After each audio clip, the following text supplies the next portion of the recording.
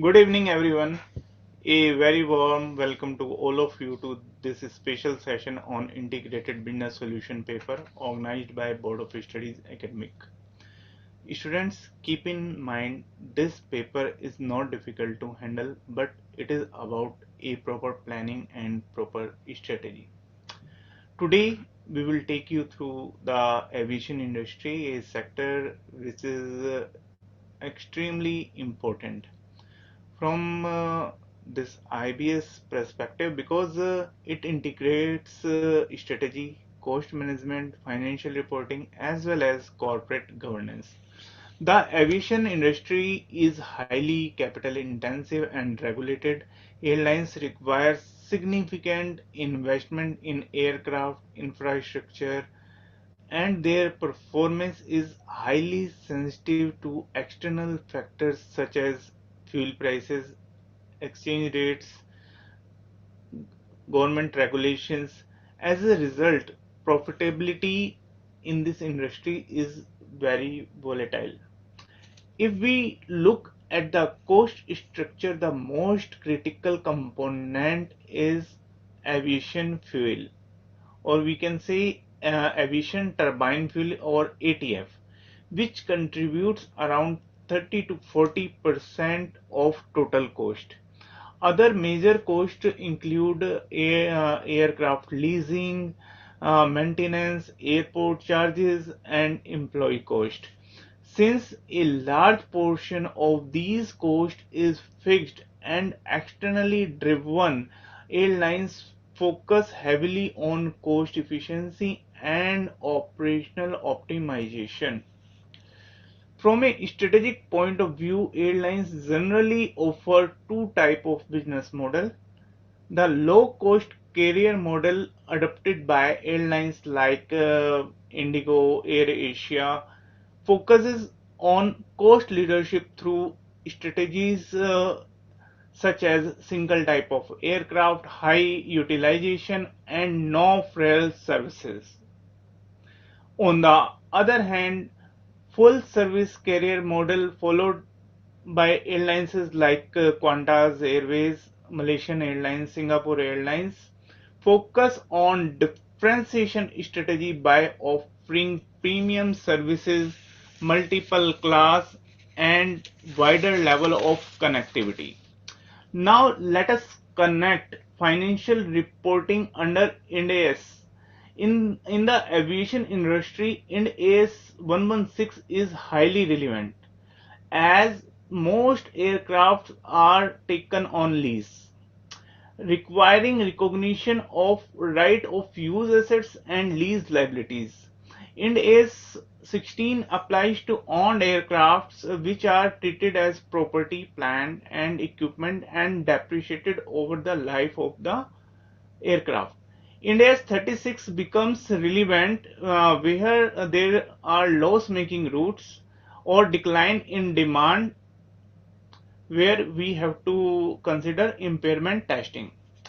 Revenue from ticket sales and other services is governed under Ind AS 115, where revenue is recognized when the flight operations is completed.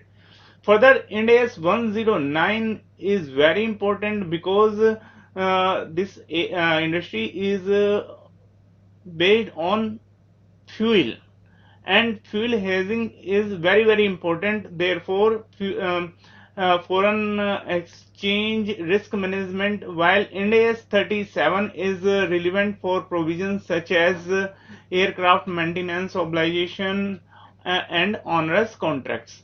Now an important dimension arises in terms of corporate governance, especially when a company fails to assess risk arising from changes in government policies or regulatory norms. In such situation, there are several governance issues may arise.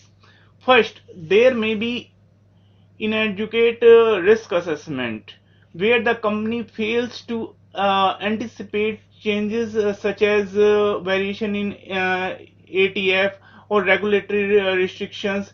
These conditions imposes a weak risk management framework. Second, there may be a lack of effective board oversight where the board does not actively monitor the external environment or ensure strategic awareness. This reflects weakness in governance structure and board independence. Third, maybe a company may exhibit a poor strategic response, reacting slowly to regulatory changes or market disruptions, which can adversely affect their long-term sustainability and going concern status. Fourth, there may be issues relating to transparency and disclosure, where the company doesn't disclose risk exposure or the financial impact of regulatory changes, thereby affecting shareholders' confidence. Finally, the absence of robust enterprise risk management system includes scenario planning and sensitivity analysis further increase the issues. From an IBS perspective, this industry provides an excellent opportunity to integrate multiple areas strategically. One can apply a model like Porter's 5 forces, McKinsey 7S, or cost leadership strategy or differentiation strategy, any type of strategy. From financial reporting angle, the impact of lease, impairment, revenue recognition can be easily analyzed. From a governance and audit perspective, issues such as going concern, risk disclosure, and board effectiveness become highly relevant. The aviation industry clearly shows that strategic decision making, financial reporting, corporate governance must work together.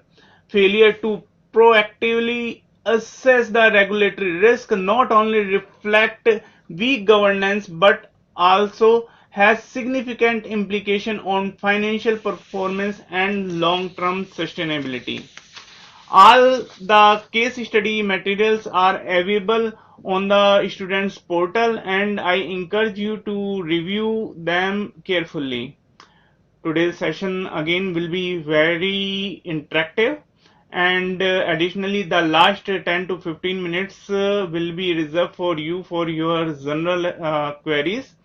We are lucky to have CA Sumit Dadda sir, a prominent chartered accountant with over 20 years of experience in conducting statutory audit of large organizations, application and analysis of Ind AS, business valuation, risk assessment, and sir is also providing guidance as an independent director at board level. His expertise will help you to connect theoretical knowledge with practical knowledge. With that, let us begin today's session and explore the insightful case study on aviation sector. Sir, over to you. C.A. Sumit sir, over to you. Thank you, Deepak sir, for the setting the context of the session today. And good evening, all fellow future chartered accountants and young dear students. Now, when we become professional, the world expects a lot from a consultant, and especially when you are into finance field, they will assume that whatever consultancy you are giving, you would be delivering considering the technical things also, even though you may not be aware of flying propositions, flying technicalities, but you will have idea of how any rules and regulations would impact on numbers. And our job is to understand those rules and regulations in terms of numbers and explain to the board. Now, before we start and actually go into detail of the subject, just few quick understanding from you. Now, have you heard a very famous quote or infamous quote that if you want to be a millionaire, if you want to become a millionaire, start with $1 billion and open an airlines, and in sooner you will become a millionaire. Lot many places it is considered to be the most riskiest business, Now, according to you, if you want to start an airlines, what do you think could be, if I want to start an airlines, what are the few things one need to keep in mind before starting a business of airlines? Any random quick thoughts? So to give an idea, when we start talk of starting an airlines, now what happens in airlines? The first thing is what to fly. So you need to build, you need to decide, would you want to buy or lease? That's the first call you will take. Now, buying and leasing is again your choice, depending on your capital, depending on how much funds you have, depending on how much good you are able to negotiate, you will choose this option. Now, according to you, I'm giving you loud points to think. You can just have a call and thought on this. How many types of plane should I take? Shall I generally take only one model plane, let's say A320, A380, or Boeing 700, Boeing 707, or 787 Airlines, Dreamers, or so choice is here. Either you have one model or you take multiple models. Both are pros and cons. What model you think you can choose? Now, just to give a few pros and cons, if I choose only one model, that I'll only go with A320, then the best part would be I will have to maintain less inventory of spare parts. Because if I have 10 planes of A320, I need to keep only one kind of inventory. But if I have A320, A380, Boeing, for each plane, I need to have a separate inventory. So that could be one view. Second, I need to give less training because if it is only plane, one model, I can give same training to all employees, and that training can be replicated on all airlines, all planes. So for each different item, I don't need to explain that okay, this is a new concept. So for me, it is very easier to manage and control. So if any staff is absent, I don't need to be person dependent because all employees would know only one kind of airlines we have. But the drawbacks could be if I need to fly from Delhi to Mumbai, and I know this flight will be always full. So I can have a 100-seater people sitting capacity there. So that can be easily filled in. But if I need to fly from Jaipur to Delhi, and generally 30, 40 people fly only, then for such a small quantity, I should have taken an ATR. So a smaller plane would have less cost per flying. So because revenue is also less, so my cost should be less. So this could be one of the thoughts. Another thought is so there is a airlines rule. If I am flying Boeing, then whenever I am in the organization, I'll continue to fly that Boeing only. It cannot happen that just like in our personal life, if you're driving scooty today, tomorrow you'll drive bike, day after tomorrow you can have car. So let's say if you have two cars, if you have I-10 and you have Thar, you say okay, I'll take I-10 on weekdays and on Thar on Saturdays. This does not happen in airlines industry. It can happen. The pilot will say, "Okay, I'll fly Boeing on Monday to Friday. On Saturday, Sunday, I want to fly ATR smaller plane." That does not airlines permit. The aviation industry does not permit. So a person will fly only one kind of airlines. When I fly one kind of aircraft, then the challenge comes on. When the challenge comes on, I need a specific number of pilots for having different aircrafts. So this becomes a challenge for whether I go for one line of plane, multiple lines of plane. So that becomes on one. Second, getting a license, getting an approval from DGCA is again a big challenge. So it's a entry barrier. Not everybody can say I'll open a money. You may have a lot of money, but your ability to operate will only come when airlines is DGCA is sure that you are able to run plane thoroughly. So they will come second. Then comes you need to have my If I buy or if I lease, choice is mine. If I have a lot of capital with me, then I will buy. But if I have capital crunch, I will take a lease. Whatever I do buy or lease in this industry, fixed costs are high and certain, whereas the revenue is uncertain. Revenue may come, may not come. Whatever may happen, classic example was when COVID happened, cost will continue to incur. But but but the income will happen only when somebody will fly. So you are not sure. So these are few things which somebody need to keep in mind in starting, and then he need to market it. The biggest risk of this airline industry is if I have a plane having a capacity of 200 and only 100 and booked, I need to still fly. So the unsold seats, that revenue is gone forever. So I need to be smart enough how to sell those seats. So selling a seat is also an art. Then you need to decide, shall I work on only low aircraft policy, that economy size sector only, or you want to work in a premium mode? Again, that is one of the mode one can think of. And then you can think of combination of both. Again, there are pros and cons of both. If you keep only on low cost airlines, then very easy for you to manage customer expectations. If they know, okay, you are charging less, you'll not give much services, they are fine with that. But if you're charging premium, then high expectation from them. And if you miss anything, issue. Another challenge would be of this airlines industry is on time performance. If you are flying delays, you need to give compensation to the passengers depending on the number of hours.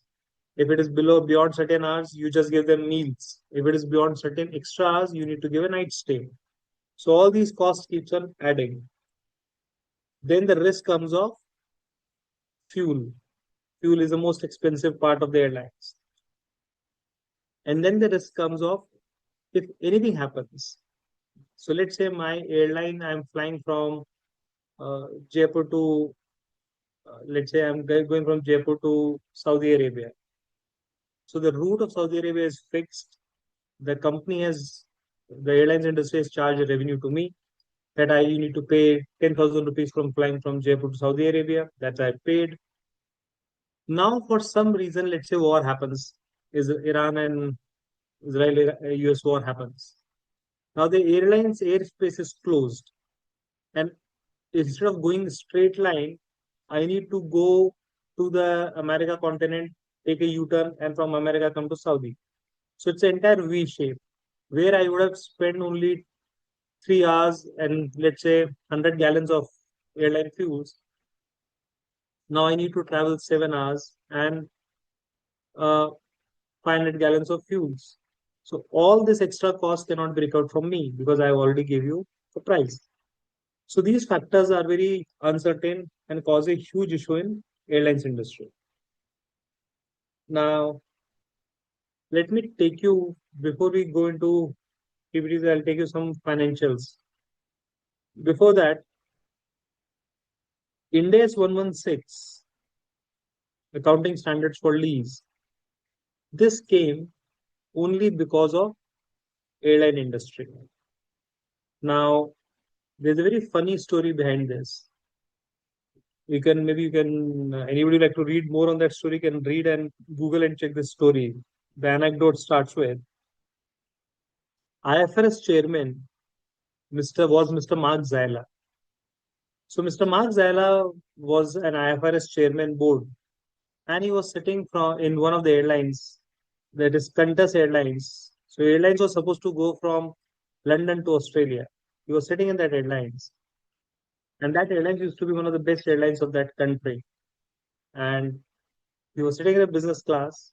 He take out his iPad and he said, "I am sitting in a waiting for the flight to go and all. So what should I do?"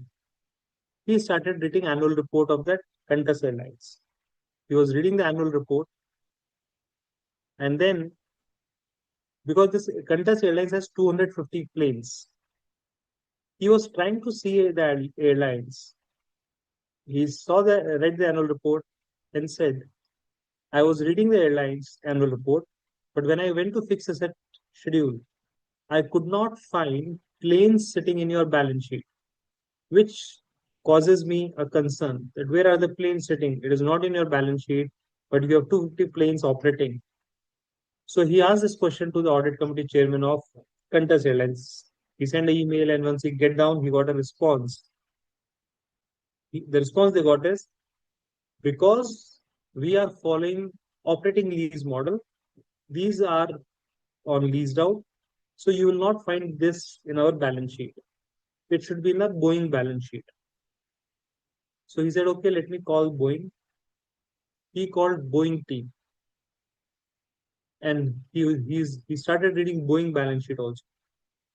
And in a Boeing balance sheet, he also did not find the planes as inventory or as a PPE. He was again surprised. He wrote an email to Boeing that I'm sitting on a tangible plane which is run by Qantas Airlines. I could not find in Qantas Airlines because they say we have taken it on a lease. Then I'm looking into the person who produces airlines, which is you, Boeing, and I'm looking into the Boeing balance sheet. And in your balance sheet also, I'm not able to see this asset. I want to understand how this tangible plane becomes intangible. I could not find in any of the balance sheet. And then the Boeing said, it is all because of your accounting standard in the IAS 17 leases. Earlier, the lease standard was IAS 17. And they say, because in your lease standards, if I do a financial lease, then the asset moves out from my balance sheet. So since we did a long-term financial lease to this Qantas Airlines, so the asset now does not belong to us. And at that time, IFRS chairman got very puzzled that I'm sitting on a plane, which is a real tangible thing, but in as per balance sheets of none of the two companies, it is lying. And then so they started in 2011 discussion, and the board started reading and putting a concept paper on this. And in 2019, the IFRS 16 and Ind AS 116 came in picture. And the intent of this is any asset you have taken more than 1 year should come in on a rental basis, should come into the balance sheet as right to use assets and lease liability. Now, let me take you to the first, I'll take you to the balance sheet of one of the airlines. Before I take you to the balance sheet of airlines, any idea? So this is a balance sheet of 2018. Now, see, interesting thing. So the data is in millions. So this data is in millions. So what is the revenue of this airlines? 23,000 crores. So since it is in millions, so if I just convert it to crores, the airline's revenue was 23,000 crore. It's the airline revenue, top line. Now, if my 23,000 crore is my top line revenue, see, majority of the cost is coming from where? Majority cost is coming from fuel expenses. So fuel expenses is the major cost item. If I take the entire cost item, fuel is the major cost. Sort of 23,000 crore, 7,000 crore, 7,800 crores is all because of fuels. And then comes airline rentals. Well, these are all operating leases. So the airline rentals of 3,600 crore comes. So that's second big item. And then comes employee cost, employee benefits. That's the maximum cost. And then comes finance cost and depreciation. Now, if you see these figures, just to get an idea that 23,000 crore is the revenue, then we got fuel expenses, and then we got rentals, and then we got finance cost and depreciation, 4,300 crores. Now, if you see 2025 balance sheet, you will see a stark change. You'll see a fundamental shift. And the shift is, so first of all, how much is the revenue came in 2023, 25? Revenue become 80,000 crore. So again, data is in millions. So from 23,000 crore in 2018, it reached to 80,000 crore in 2025. Now see the interesting part again. Airline fuel expenses is the highest cost again. The fuel expenses is the highest cost again. The rentals have come down significantly as they were earlier. So the rentals which was there were very high. If you see the proportion in the last, which is very high, has significantly come down in this industry, in this 25. Because if you see, due to India's 116, the finance cost, finance cost and depreciation, this has increased significantly. So if you see the depreciation, which was earlier a very small item, only 4,000, only 436 crores. It was only 436 crores. Now has gone to such a high value, 8,636 crore. Why? Because the rentals which were booked earlier in rental expenses now bifurcated to depreciation and finance cost. So this change became because of Ind AS 116, where nomenclature change and accounting standard have reversed. Now, if you just see the balance sheet also, so if you see the balance sheet, again the balance sheet is in millions. So 2,229 crore is the property, plant, and equipment. But you see, but you see 4,930 crore, 49,305 crore, 305 crore becomes the right to use assets. So all the planes they've taken on lease have come here. Now the interesting thing, which the reason why the standard comes and why which one need to understand, if you see the 2018 balance sheet, if you see 2018 balance sheet, again the data is in millions. If I take this data in millions, it was only 6,497 crore non-current assets. Now you see from 6,000, the non-current assets become 65,000 crores. The total book size, and because of all index adjustments, the book size become 11 1,150. So 11,050, 590, 115,913 crore, 115,913 crore. And if you see last time, the number was very small, 21,129 crore. From 21,000 to 1,115 crore, such a significant jump, only because of earlier the fixed assets were very less. Whatever the fixed assets were, they were coming in rentals. All these rentals capitalized. Now, any logic why the sudden shift happened? Why such a high shift happened generally? Normally, how long you think the rentals, the lease contracts happens for airlines industry? When I take plane, any idea? Do I take for 2 years, 3 years, 5 years?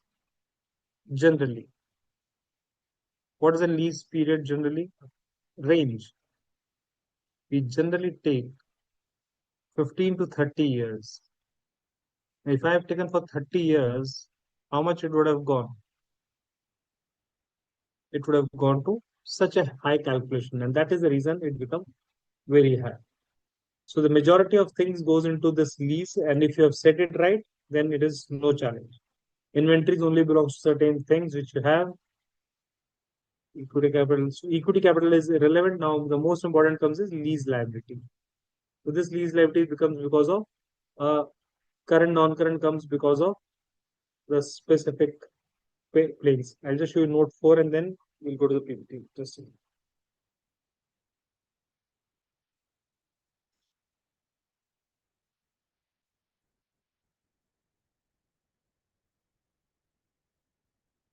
So if you see in note 4, majority comes from airlines and equipments. Land, building, rentals are very, very minimal. These are very, very minimal. Majority comes from airline engines. That's a majority. So so we need to understand how these accounting makes the impact on your financials and decision making. When because somebody looks your books, he should know how much obligations we have. Now, whether my plane will fly or not to fly, I need to pay rentals to this agency. So this has a cost. And if I'm not able to make my revenue work properly, it will have a huge impact on my continuity of my business. That's why the insolvency of airlines happens in India. So we all know what happened in India. We know what happened with Jet Airways. We know what happened with Kingfisher. We know what happened with Go Air. Indigo fiasco was different. Whatever happened in December. Now, if I talk of global, we know what happened in Air Arabia. We know what happened in Bahrain Air. We know what happened in various other Gulf airlines which have been shut down. Now, whether it was a greed of the promoter or mismanagement or capex problem, debt not assessed properly, they're different things. Now, so this is broadly on to see the balance sheet to get an idea. The revenue could be 80,000 crore. It is we are talking only one airlines. If you see multiple airlines, there could be multiple things. Now, normally, how do airlines make money? Generally, how do airlines make money? So, airline makes money. The most common thing is by selling seats. The first thing is you sell seats. That's a bare minimum. And then you start having other things. You want to fly without luggage or you want to fly with luggage. If you fly without luggage, X revenue. With luggage, X revenue. If you want to have more luggage, extra revenue, then I can have a revenue of in-flight meals. I can give you certain options of flying, eating. That is a separate. I can have a revenue from your priority boarding. So if you want to have a priority customer check-in experience, I'll charge separate. So these are certain ways where airlines can make money by allowing you to take recliner seats. I can charge more. Certain these are certain marketing or revenue models they follow. Now, the company which we are talking is a just is a Yan. Yeah, correct. Samay. You can take cargo, food, window seats, absolutely. And that's why if you see recently, I don't know if you have heard recently, 3 days back, the government said to the airlines, 60% has to be given free seats. Okay. 40% you can charge as the airlines, you can put a charge whatever you prefer. You want to charge 300, 500, 900, whatever you want to charge per seat. Because government also know that this is a place time you can make. And especially when you are traveling with family, would I like to have different PNRs or different sitting arrangement, or I would like to have all one, even if I need to pay a little bit extra. So depending on different mindsets, you can change. Now, one of the biggest challenge of this airlines industry is one of the biggest challenge in airlines industry is, do you think the customer is loyal or customer is loyal or customer looks for the cheaper tickets generally? What is your view? Customer is loyal or he will look for the cheapest ticket always? He will look for the cheapest ticket generally. Because if you fly Indigo, I fly Akasa or Air India or any other airlines, SpiceJet. We both know from Jaipur to Delhi, I need to reach. If you are charging 4,000 and I'm charging 3,500, customer will move to 3,500. And that is this is one of the most challenging part of this airlines industry, where the price is always dynamic. Price is always for dynamic pricing. You have to change it frequently. I am sure you all would have observed when you would have booked a ticket for flying on any flight ever you would have booked any tickets. Does the price keeps on changing?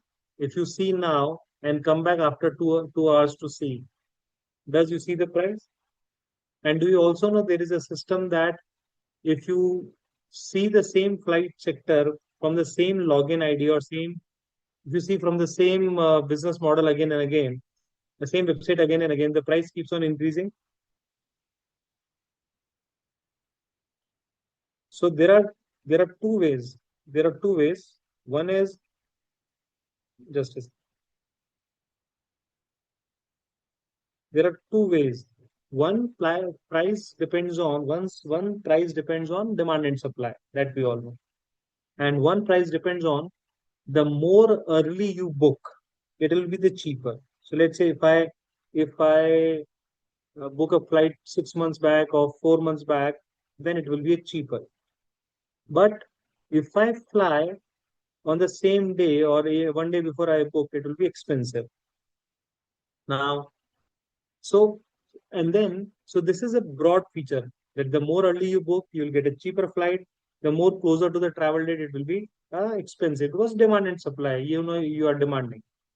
But in a normal scenario, where the dynamic pricing depends on, so the pricing starts checking what is other airlines industry on the same route is fixing a price. So they do that. And so they have to check constantly what I am offering, what SpiceJet is offering, what Air India is offering. We need to see that. Mostly you will not find variation more than 2, 3, 4, 5% maximum generally in the same sector. And then they track on from which browser you are constantly looking Jaipur, Delhi, Jaipur, Delhi, Jaipur, Delhi. If I'm daily checking after 3 hours, 4 hours Jaipur, Delhi, that means it is not a random search I'm doing. I actually want to book. Then they keep on adding the prices high. So that's why people use incognito mode to avoid such kind of things. So this is one of the factors where people keeps on absolutely, absolutely. And uh, I was told in the final cups of India, the final matches of India, the price was 80,000 rupees. The travel price was 80,000 rupees. It was higher than the price of the ticket, the flight prices. Because when everything is full and everybody's going, and that's why it increased. And I don't know whether you know the story or you have heard this actual fact or not, because I know people who have done this. In when the World Cup was in Ahmedabad, when the World Cup was in Ahmedabad, I think 3, 4 years back, where India lost, the hotel rooms were not available. Forget the price, the flights were crazy. So it was a World Cup, flights were all full, all crazy. Hotels were all crazy. Hotels were charging 1 lakh rupees room. A small, tiny room will not charge less than 30, 40,000 because that's a demand. Some people, they have booked the hospitals, the premium luxury bed in hospitals. You know, there's deluxe room in hospitals. They say that is more cheaper than going to a hotel. So, that's the mindset because dynamics, and you cannot blame the people because they say it's our time to make money, so we are making our money. So in this airlines industry, there are various variable factors, and because of these variable factors, it becomes the management need to be on the ground. If the management is smart enough to take, if the management is smart enough to take, correct. Yeah, if you charge more than 5,000, GST is there, absolutely. So we need to be very careful when you're running a airlines business because though the competition is not much. When I say the new entrants will be limited in this, if I follow uh, five forces of Porter, the competition is limited. But what about the other things? Does the does the supplier have a huge negotiation power? What do you think? The supplier of my planes, who has a strong negotiation power? Airlines industry or the Boeing person who is giving me the airlines? Who has a strong negotiation power? What do you think? in this industry who has a strong negotiation power? The airlines industry, the airline company who will run it, or the Boeings, who will be supplying the plane to me? It is always the Boeing will be supplying the plane to me. So they will be having a supplier will always have a strong power on me. So I cannot negotiate. Vice versa, can I demand a monopoly on customers? Answer would be no. Again, there's a huge challenge from customer side only. They will shift faster to the lowest supplier, who will be giving the lowest prices. So this kind of business model where both sides difficult. And threat of substitute. Do you think I have a threat of substitute? If a flight takes from, let's say, going from Jaipur to Bangalore, 4 hours by flight, and let's say ticket cost is 8,000 rupees, hypothetically 8,000 rupees, and you find it expensive. And the next best option is for you to take the train from Jaipur to Bangalore. It will take 2 hours and uh, it will take 2 days and certain hours. Do you think people would like to take this substitute option, or it is ruled out generally in today's time? In today's time, people will rule out because who will spend 2.5 days in going to train? That will be next to impossible.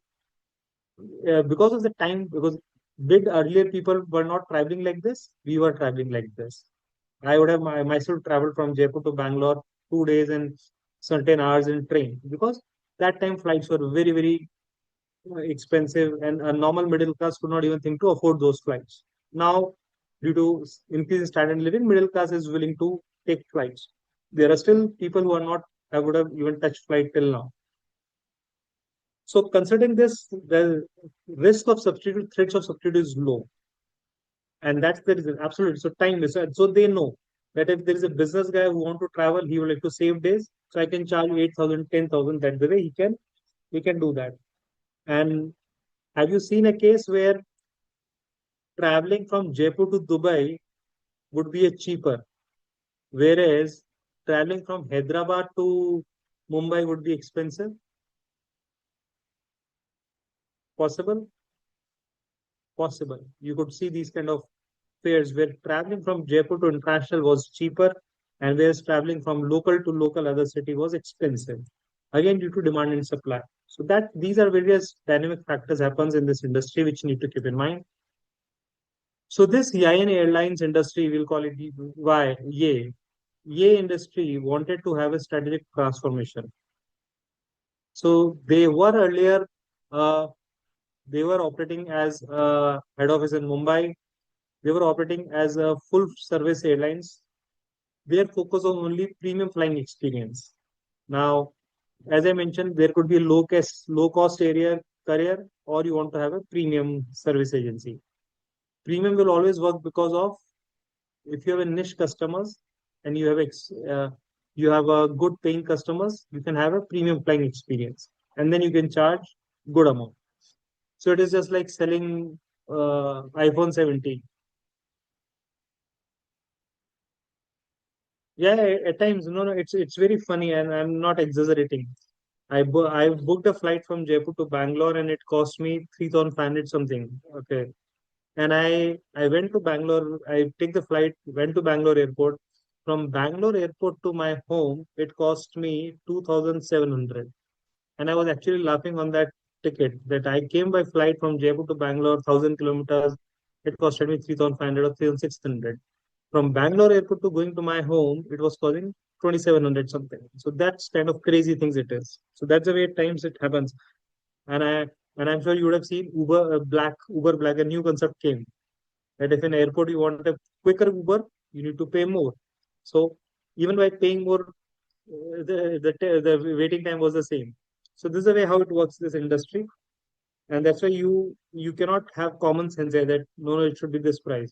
I'll give you a very funny example, and this is just for your information because do not ever try this. It's actual story. And again, does it make common sense? You decide. Have you ever seen if I book a ticket from Jaipur to Mumbai? Okay, if I book a ticket from Jaipur to Mumbai, it may cost me 10,000 rupees. Okay.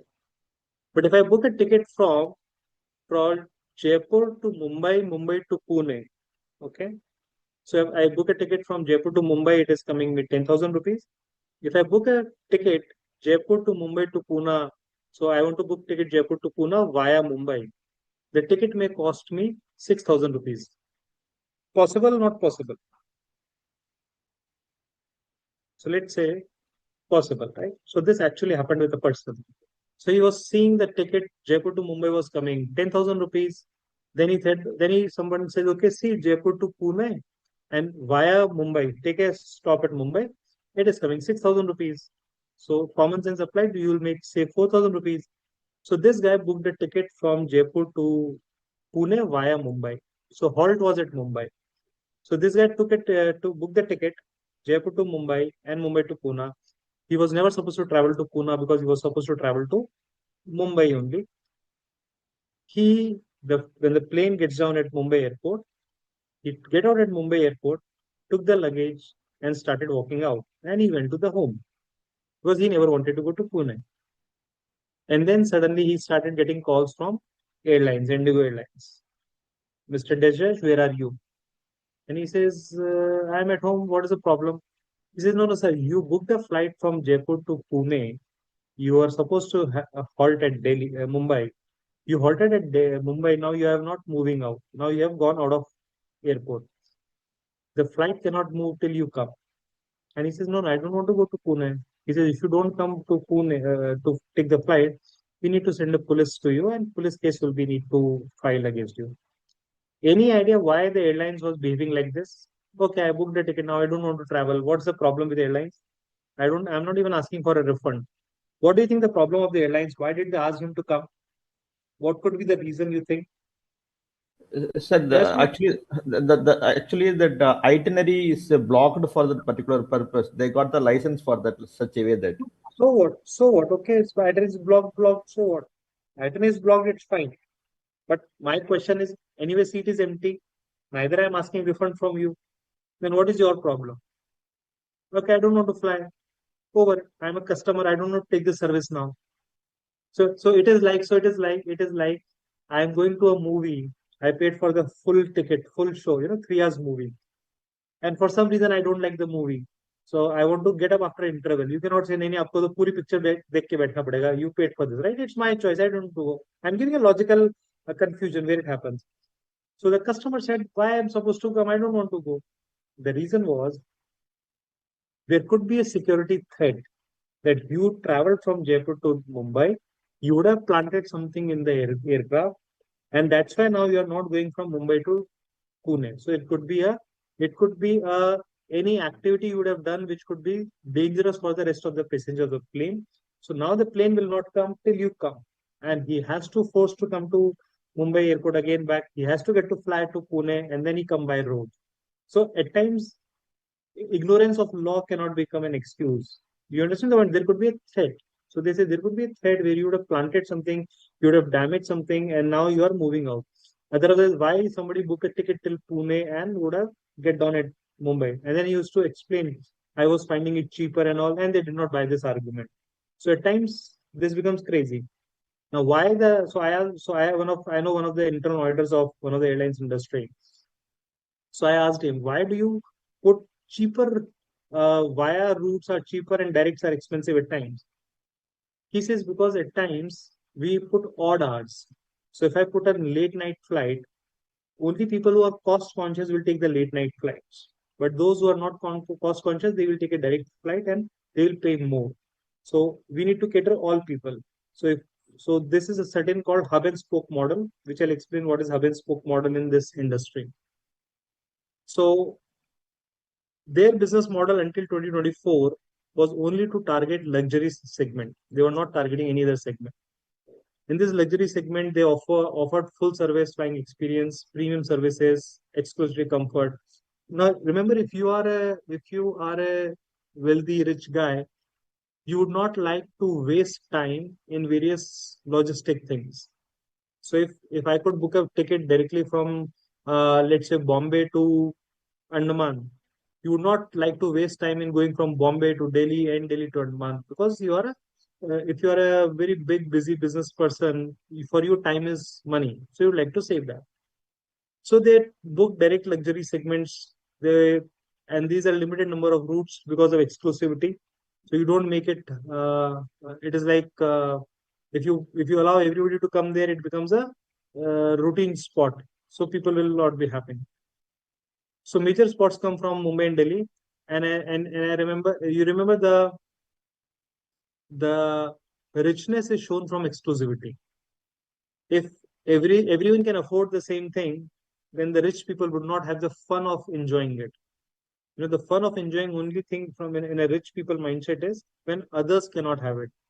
So it is like imagine you have iPhone 17 and everybody has iPhone 17 in their hands. Let's say entire India has iPhone 17 or iPhone 18, 19, whatever you say. Do you think people will now show off? Then it is for everyone. But only something you only have. Then also in iPhone 17, you will say, I will have a gold plated. Then you will have a different exclusivity. So, so depending on your exclusivity, certain people have limited number of flights, limited number of routes, limited number of opportunities people to enter. So they generally have travel destination of Srinagar, Gangtok, Lakshadweep, Andaman, Darjeeling. Because these exotic locations and people who have so everybody would like to go. Let's say I'm just not trying to defaming certain places. Let's say for example, Shimla, Manali, everybody goes there because it's the most common place can be reached by everyone. Everyone who has no even budget, they will just plan and go to this place. But if someone who's like to spend a lot may not go to this places where everyone comes in. So he will try to go places where others would not like to come. So that's why he can show exclusivity. So right now they are traveling to these locations. Now the customer segments are always luxury travel with high disposable income, who looks for limited vacation time, so they don't have much time to spend. So they want direct flights to niche locations, and they are willing to pay the premium. And the premium is very important in this because if I want service, good service, you need to pay the price. So right now their pricing strategy was they have adopted a premium pricing model higher than market average because they know that they are getting a special service. So so so the logic is always in service industry. And since once you become professionals, any professional, so so just to give certain context to understand why the how can we always give a get a get a higher revenue from same market. There are lawyers who charge 1 crore rupees a case hearing. Take example of Mr. Harish Chandra. And there are lawyers who would charge 1 lakh for the entire case. The lawyers are same, services are same, degrees same. The only way how you put it differently. Similarly, when you become a consultant, for high and low, there is nothing which is high fees, low fees. It is something. Can you justify the fees? Can you justify your fees by giving exclusive connectivity, or let's say in your industry, by giving a real value addition? That okay, my opinion can be challenged anywhere in the court, it will win. So 2 years later, we will not say, oh, I gave a wrong opinion because based on a consultant opinion, businessmen take decision. So anything can be justified. So customer, if you want to start a airlines and a premium airlines, you can charge by giving exclusivity, luxury service and comfort and time saving. I don't know how many of you have ever heard of a flight Kingfisher because uh, because in 2013 onwards it did not exist in flying. One of the best airlines ever in India in terms of luxury service and comfort was Kingfisher. Ask anybody from your family members who would have ever witnessed Kingfisher. They will vouch for it that no airline could even come closer, not even 50% closer to Kingfisher. I had traveled extensively in Kingfisher because I was two, three big firms, so I was had the luxury to go in these airlines. I had traveled in India and abroad a lot. Even in abroad, I could not find the kind of luxury and the comfort he was giving. And his simple thing was even the economy class people sitting in that Kingfisher was feeling like a rich guy. Why? Because if I were to go from Jaipur to Delhi and I booked a flight, and when my travel gets over, If the airline gives me a goodie bag, which gives me some speakers and a headsets and some chocolates, you feel good. And that's what the comfort and service they were giving to all. So forget not only business, even economy class also they were giving all these services. So if you have this kind of luxury, people don't mind paying the premium. But then they realized that they had a competitive positioning because of this factor, because they have a niche luxury airlines. They don't go on volume based because so so my principal always used to taught me when I did my articleship, my principal said there are two kind of business models in our profession. So I give an example. You can either sell 5 iPhones a month, or you can sell hypothetically 100 Oppo phone a month. Top line would be 10 lakh rupees. If you sell 5 iPhone a month, let's say your top line is 10 lakhs, or you sell 100 Oppo a month, top line would be 10 lakhs. Now you need to determine, and he said nothing is wrong. Both the business models are right, but you need to choose. Do you want to work? And they said it is your choice. And again, nothing right, nothing wrong. You need to choose. Do you want to play volume based or value based? Choice is yours. And then he guided me that in our industry, we are not volume based, we are value based, because your consulting mind, you can put a limited number of hours only in work. We are not a factory where I can put a machine and I can start developing more and more products. It's a service based industry where your mind is your asset, so which is limited time. So focus on value based, and that's the company was working. They are not on volume based, because if you are a low ticket, then volume based helps. If you want to charge high ticket, then value based has to be there. Brand perception is always important than cost competition, because why this brand perception becomes, so this example I always give: Zudio, Westside are Tata's brand, and we also know Zara is also run by Tata in India, right? So Westside, so Zudio would be upper range or middle range or lower range. If we talk of perception, brand perception, what do you think? Zudio would be the lower range, and then comes Westside in mid size. Then Westside will come in the middle range, and then comes Zara. Same company managing three different stores. Why? Because of perception. Because if I know if somebody would like to spend high, will always go to Zara. Do you think somebody who's a billionaire or millionaire, he will first go and see, चलो देख के आते हैं shop west side में क्या मिल रहा है, जूडियो में क्या मिल रहा है, or they will only go to Zara? So so I remember I was taking I was taking one session as a student. I was taking one session as a student, and he said, "So Sumit, remember when you enter into when you enter into flight, when you enter into the flight and entering the boarding the flight, which side your flex response will move, left side or right side? Which side you'll move?" I said, "We always move to right side, because once you enter in the flight, you take right side, because on the left side there will be a cockpit and cabin where you're not allowed." Then he asked, "Now remember when Mukesh Ambani's son or Shah Rukh Khan's son, Tendulkar's son will go, they take left side or right side?" Then he said they always take left side, because they go for a premium sitting. And in a upper business class planes, the premium sitting always comes to the left side. So they segregate between economy and premium sitting with a huge gap. So they always take the left side, and that's a mindset. So if someone is having a lot of money, they will not go and choose. But if someone is a mid size, he will say, okay, let me also go shoppers, let me also go Zudio, let me also go West Side. Wherever I'll find cheaper option, I'll take that. So depending on your perception, cost competition, because people should tag you with their brand, you put it there. And just to explain the brand perception, uh, any reason why you think Nano would not did wonder in India? A Nano car which came, one of the late Mr. Ratan Tata's dream project, did not did well in India. Any idea why did it fail? One of the key reason it failed, stylish. Okay, That's one view. Geeta, what is your view? If you have heard a story of nano car,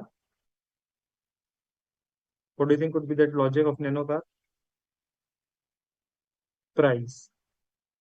The biggest reason they say why it failed was if you advertise something like the cheapest car, the cheapest car, सबसे सस्ता car, 1 lakh में car. Why do you think people own car? Because of price or because of possession? Or does it give a status symbol? Or it gives, does having a car gives you a little bit better status symbol as compared to having a two-wheeler? And if I tell you your car is the most cheapest car, am I uplifting your status symbol or again putting you back in the same place where you are? If I tell you it's the most affordable car you can have, the most cheapest car, then I'm still putting you back into the same place where you are. And that is the reason they say people own car as a matter of pride and privilege. And you are telling it is the cheapest car. You're telling people. So it was marketed in a wrong way. Perception becomes wrong. And when one perception becomes wrong, then all people start finding wrong things in it. They say, oh, its size is small. The kid was supposed to be small car for a family budget car for a family.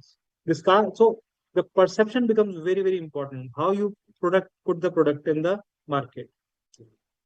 So they had huge opportunity against economy and budget airlines, but now they realized aviation industry the competition is increasing day by day.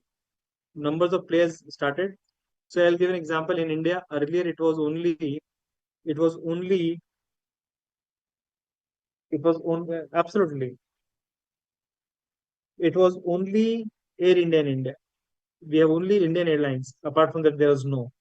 Then Jet came, and then we got SpiceJet, Indigo, Go Air. Because they know there is this sector, people will always be there. There's one more point which forget that. Another cost challenge of we'll discuss the other cost part. So they know there is a greater competition on key tourist routes. Let's say Delhi to Kashmir, Delhi to Ladakh, Leh. So wherever there are tourist routes, it is a huge competition. And economic seat travel is a quick rivals always focus on economic seat travel. So they thought since we are into only one niche segment, we should go there. Now the market is getting shifted. So passengers are now becoming more cost sensitive, more price sensitive due to inflation. So demand of economy offerings are started becoming. So premium service differentiation losing impact because now people want fast. And I'll give you a real example. So my partner in Middle East, my partner had a so I was an audit manager. So my budget, my allowance was I can go economy from Bahrain to let's say Dubai. I can go to economy, but but my partner had a privilege of going to business class. So we were going on one audit. So he got the tickets booked, and I was surprised to see his and my both tickets were in economy class. So I asked, sir, I had economy class. I understand you had a privilege of going to business class. Why you did not book business class? So I thought, do you want to spend time with me, make me learn something new? But then no. He says, I am the partner. The cost is mine. So whatever costs need to incur, because I'm a partner of the firm, so it hits my P&L also. And he says, even though I'm charging to customer, if the flight is of 1 hour, because flight from Jaipur, Delhi, Bahrain to Dubai is 1 hour. He says, if I'm flying from 1 hour, then why I should pay more when it is the same place, same thing. He said, had my flight would be 4 5 hours, then I need comfort, relax, then I would have taken a business class. So perception changed, not because just I have the right, I will always expend that. So at times customer becomes sensitive at times and they don't spend unnecessarily. So it was impacting huge on this company. Their capacity was not fully utilized because they're into premium service. So premium service have a limited numbers. Competition is reducing their market shares. Nowadays, apart from the airlines, there's a new business coming is of uh, small charter planes. There's a new business coming, and I'm sure you all know the how did the uh, Richard Branson started his airlines, Virgin Airlines. It all started because of pooling airlines. He was willing to travel from A place to B to meet his girlfriend, and for some that day flight was not available. So he immediately booked, try to ask this idea in airport that what if I lease a plane and get people collected and fly. So that was the charter booking they did. Because of small competition is increasing, new players are coming, and cost will always be increasing, price will be reducing, and price because of volatility and dynamic pricing it will always remove. So their profit margin reduced, costs were increasing, and people now may not willing to pay more premium. Sustainability of premium model is under pressure, so they need to rethink. So they decided, their network guy Jitendra Singh decided along with the CEO Gopal, shall we review the route? If it is not profitable, we continue, not continue. Ravi, who is the director of flight operations, will take a call, and approval need to be taken from the you need to take the approval from the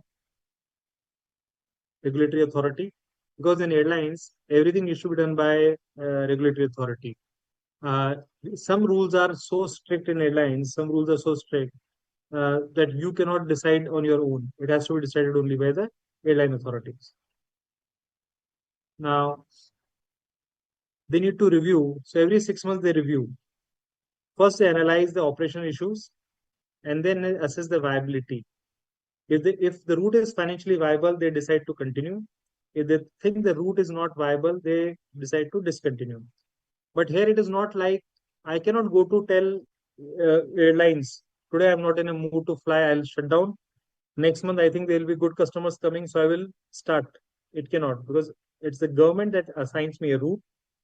If I'm canceling a route, I need to again retake their permission, which they may give or they may not give, because these are timing slots. So if I used to flight from 8 a.m. to 9 a.m. from Jaipur to Kashmir, and I say I will not go, and now I'll say there is now summers, nobody like to go to, so there is a winter, nobody like to go into winters. I'm not flying. Now, if I want to go after 6 months, maybe the government would have given this route to somebody else. So you need to take permission. So mostly people barter and swap the routes. So mostly people will go to the airlines and say, go to the government and say, let me not fly from 8 a.m. to this route. Shift my route from Jaipur to instead of Kashmir, Jaipur to Leh. So they try to change the routes. Now their agenda was, should we consider Mumbai to Srinagar flight to continue, not continue, assessing on the performance and continuing to continue, not to continue. They make income statement per flight. Gopal uses for decision making. So let's say they have given this kind of statement where they say our ticket revenue is, let's say, 22,000 per price, 40% the occupancy, variable expenses are again 40%, 50,000 per passenger. So they are making only very low. So we call it cash cost assigned per seat kilometer is high. So it is 15,000.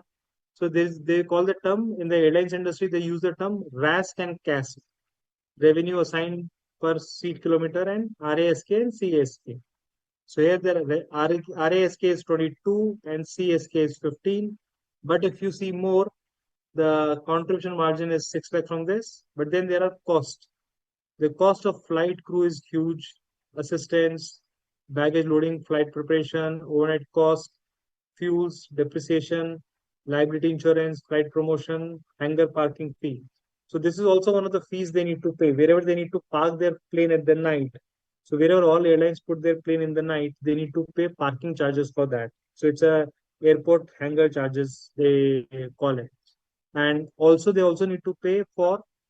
So let's say if you have seen in airport, somebody, uh, someone takes a wheelchair. As a customer, do you pay for the wheelchair or you don't pay for the wheelchair?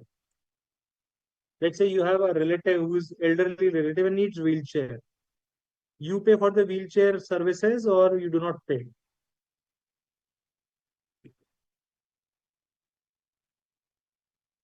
What's your view?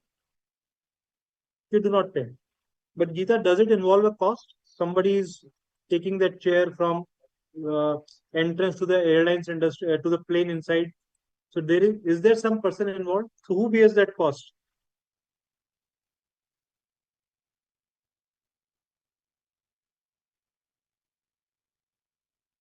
So there is a separate companies. So there are separate companies who they call it ground handling staff companies. So this company can be opened by anyone. So the airlines, the airport issues a tender. They issues a tender that this year who like to take the ground handling services of this company. So the airlines can give to the government can give this airport authority can give this tender to any company. So let's say I am the company who has taken this tender. Then what I will do is I will be a separate company than airlines. So whenever the airlines will need any staff for putting wheelchair, they will tell me. I will put 1% to them, and for that 1%, I will charge to the airlines. Airlines will pay me later on. Similarly, so this cost will be borne by the airlines. The customer will not pay, but it will be paid by the airline to the ground handling company. Similarly, the cost of the frisking of the airline of the passengers. So when you or the baggage belt, somebody is sitting and doing frisking. So the CSF costs need to be paid by the airlines because per customer, how many passengers are going on your flight. So there are various costs you need to consider. Now, according to you, in this all expense, which expense you will not consider for decision making generally, according to you? When you need to decide to run, not to run, which expense out of this flight expenses will not be your consideration part? Any quick thoughts? Depreciation. And why it should not be considered? So, which is the right answer? Depreciation should not be considered. Why it should not be considered? Logic for that? Why will you not consider it? So, this is the right answer. I would like to understand your logic for choosing this.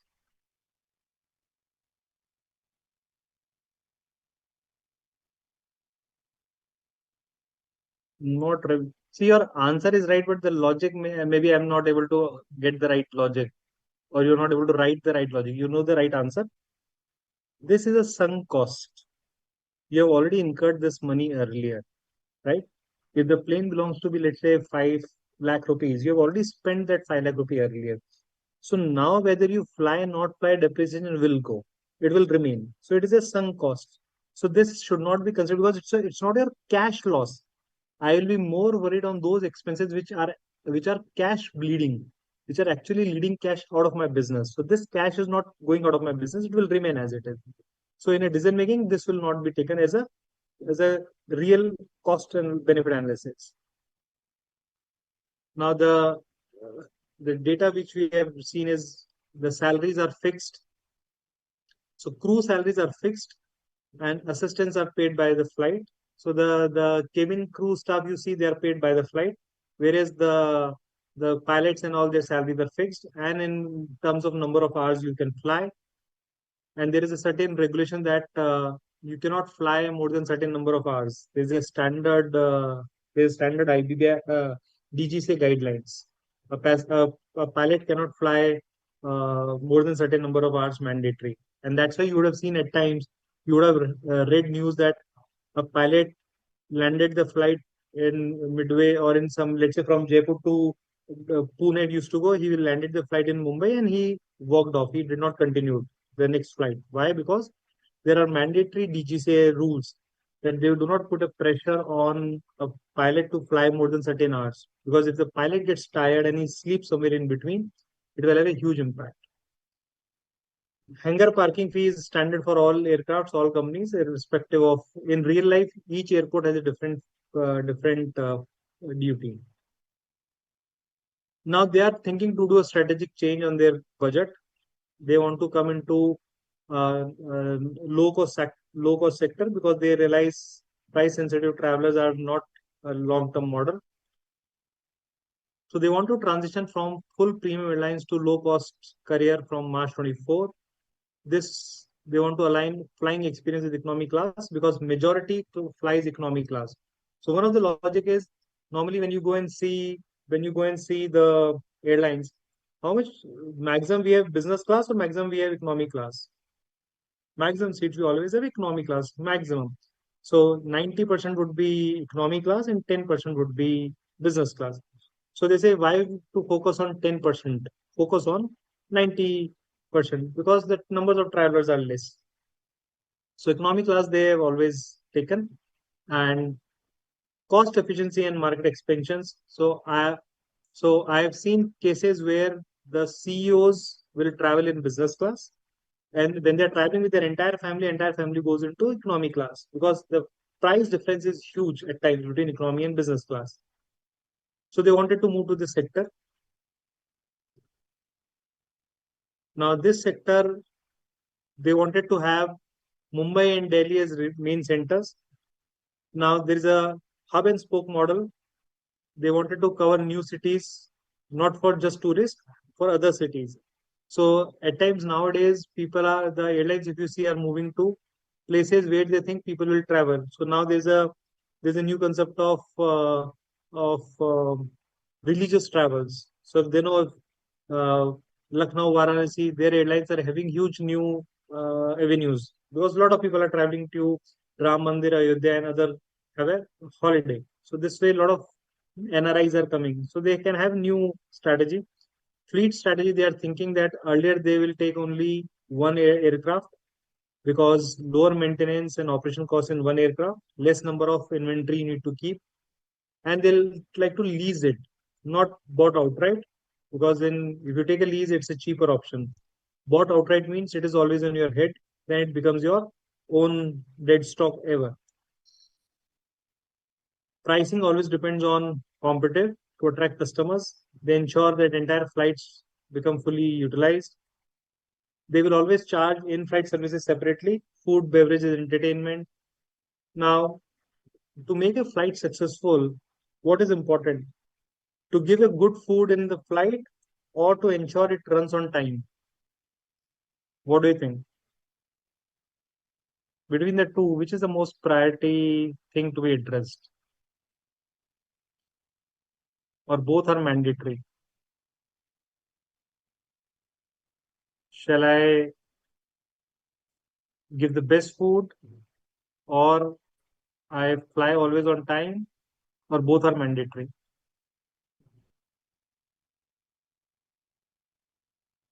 So if you give a good food, it is will be a wow factor. But is this expected? Answer is no. Have you ever seen somebody saying that I went to a flight and the food was very good? Nobody remembers food on the flight because intent was not at all to go have a food at flight. On time is very very important. If you have an on time experience, you will always like to book that flight because you know you have a comfort.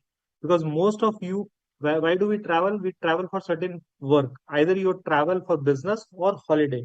Do you like your time to be wasted? Certainly not. So you that's why you plan accordingly. Okay, my flight is 8 to 9 a.m.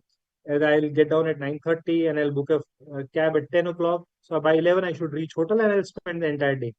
But if this 8 to 9 gets damaged to 8, from 9 a.m. you reach to airport you reach to the city at 1 p.m. Entire day gets wasted. So you plan certain things which you need to ensure. Other things can give me a wow factor. You give a good food, but don't give fly on time, people will not go there. So they wanted to move to entire digital transformation, entire process, entire one pager. I don't know, have you ever seen old tickets when flights used to issue? And I'm talking of 99, 2000, 2005 period. In 2000 till 2005, when airlines used to issue tickets, was it used to be a single piece of paper or it used to be entire booklet like checkbook? It used to be entire booklet like checkbook, not less than 10, 15 leaves like a book. It will cover any every various things in that terms and conditions, blah blah blah, huge thing, and used to like a heavy book. But now technology changed, and now we got a all online one pages boarding pass. So if you book online, it's cheaper. You minimize errors and reduce manpower cost, and build scalable and tech-enabled low-cost model. So they will be now discontinuing premium flying services. Now, in fact, I will always advise one should always take Digi Yatra. amazing features in airlines if you have busy Yatra airport, especially in a crowded airport, luxury. So it's a luxury. You go into crowded airport. Within 2 minutes, you will enter from Delhi airport, which is the most busiest airport. If you have Digiyatra, fast and straight away you go to security check. There's a different route for a normal Digiyatra and a normal customer. There's a different line, and even in the security check also. So which is very good. The way technology is moving on. So they wanted to move to now entire low cost model, focus on volume and focus on cost efficiency. Their vision was ye in for better connectivity at affordable rates. So flying is something which always people want, and if you want to take mass, you need to give affordable rates. And their mission is our large fleet will fly guests to destination new and old. Yeah, absolutely like Express went told. Absolutely. Now, their core success parameter would be make it at affordable rates, on-time performance, courteous and hassle-free service. That's all they need to ensure. And if you have, as I mentioned, on-time performance with affordable rates, if you can mention, everybody would be willing to sit on your board. And whatever business you do, if you're not courteous, customer will not stay with you. So as they say in Japan or China, I don't know this quote is in Japan or China. If you don't know how to smile, you can't work in a service industry. So in a service industry, when the human interacts human, you need to be always courteous. You may be the smartest guy in the room, and the customer would be the most stupid guy. He may not know anything, he does not understand anything. But since he's still a customer, your business runs on the customer. So you need to be courteous to your customer. You cannot be rude to customer. Even though the customer can be as arrogant as it could be, you need to maintain your decency. You need to maintain your calms and composure. Then only you can always run. And I remember I've seen this in my personal career of 25 years of experience in audit now. I've seen many times when you give qualifications in audit, do you think customer will like you in real life? When you give audit qualifications, the person is appointing you, they will never ever like you, never ever. And they will always shout, argue. And my partner used to be still cool, calm, and say, okay, this is my view. If you don't like it, I understand, but this is what my standards permit. This is what my audit requirements ask me. This is what my NAFRA will ask me, blah, blah, blah. He will put all logics to that.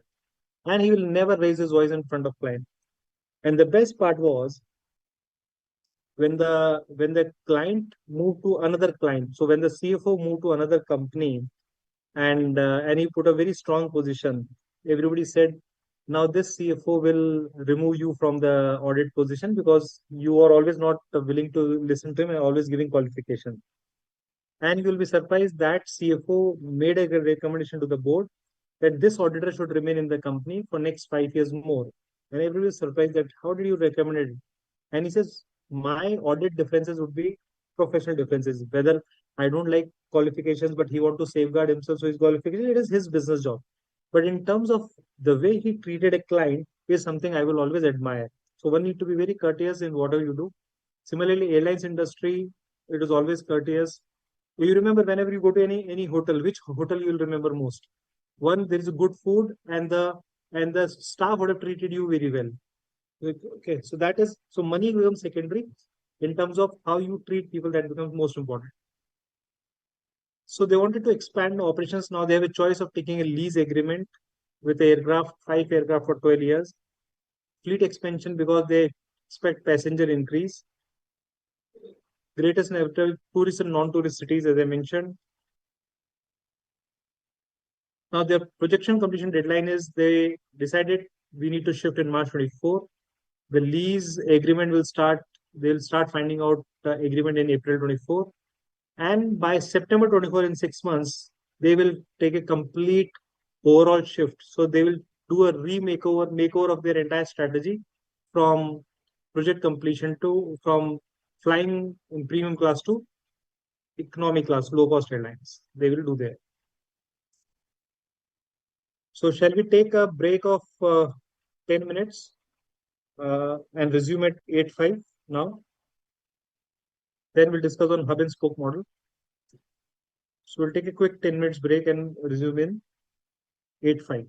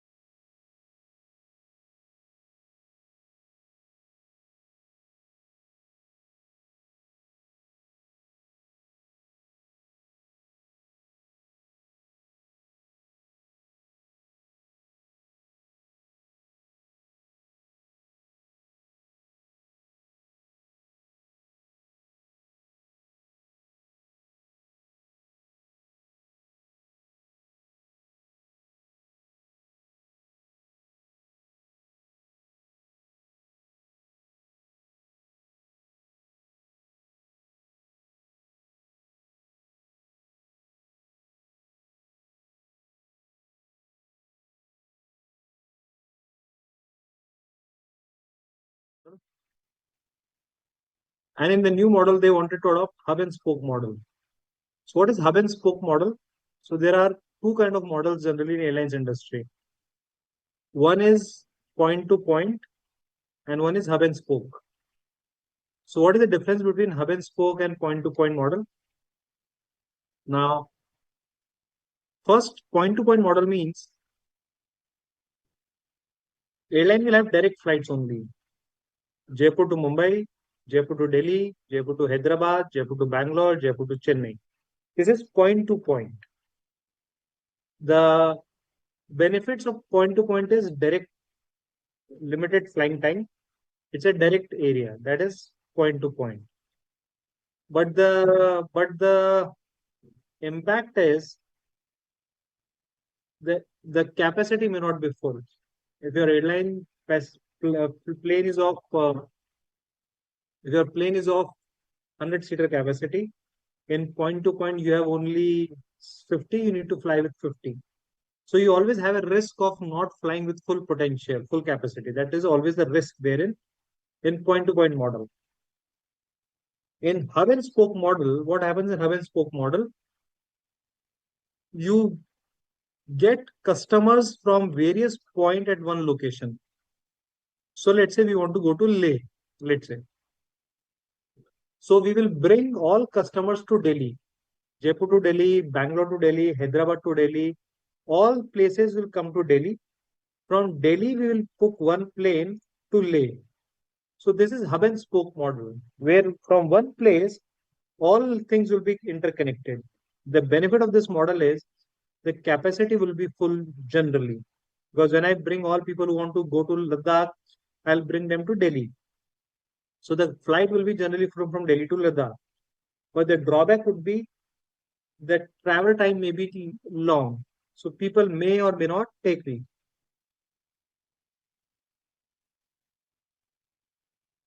This people will decide based on what is the alternate route available. If they know alternate route will always take long time, then they can afford this hub and spoke model. This model is generally followed in globally various companies. I'll give you example of Air Arabia. Anybody who would have traveled to Middle East, they take it to Sharjah.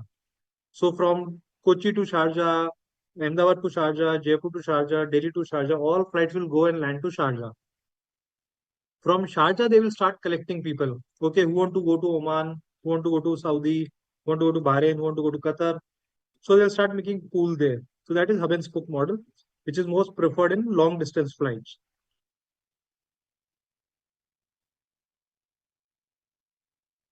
Here the passenger disembark at the hub and then reboard the flight at the next final destination.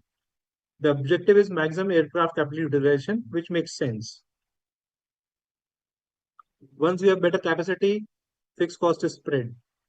You are able to sell more tickets, price sensitive passengers, you can reduce the selling price. If I'm able to make good booking at a lower price, I don't mind lowering price. Total should be same.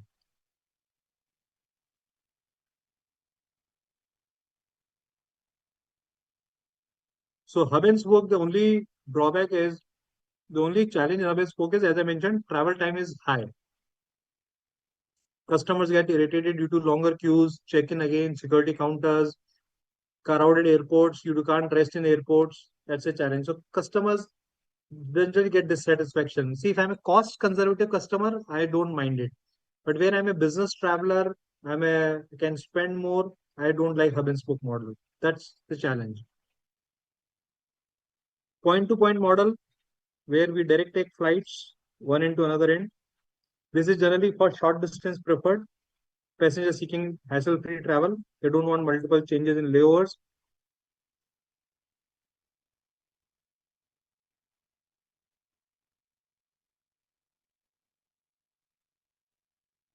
But here the cost consideration, if we talk, it is cost efficient.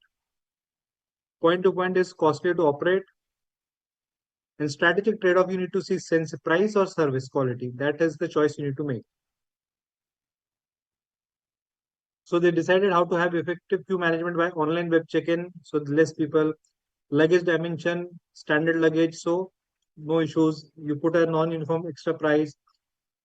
Point to point travel for different routes, smaller aircraft for point to point, so that capacity utilization is full, turnaround time is faster, lesser queues, minimal disruption. That is for point to point.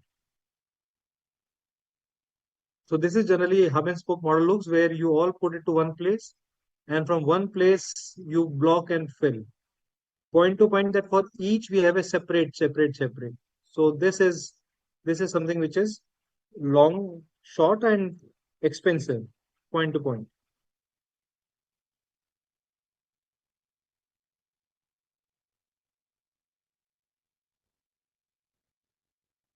Prem Chhabra was appointed as the managing director.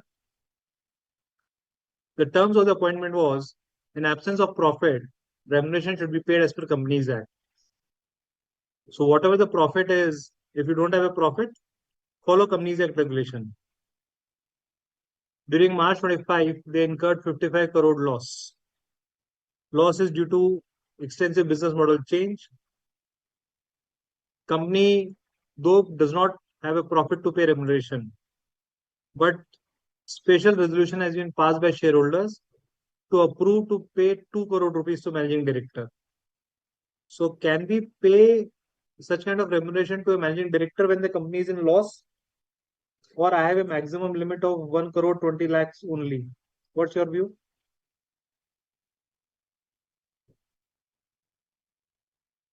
Any quick thoughts on this?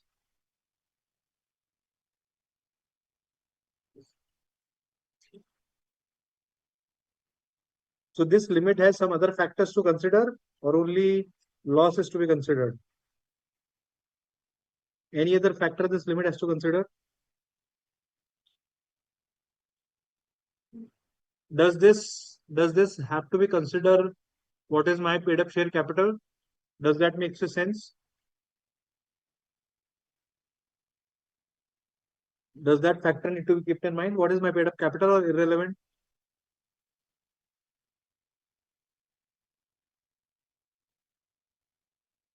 So my paid up capital is 215 crores.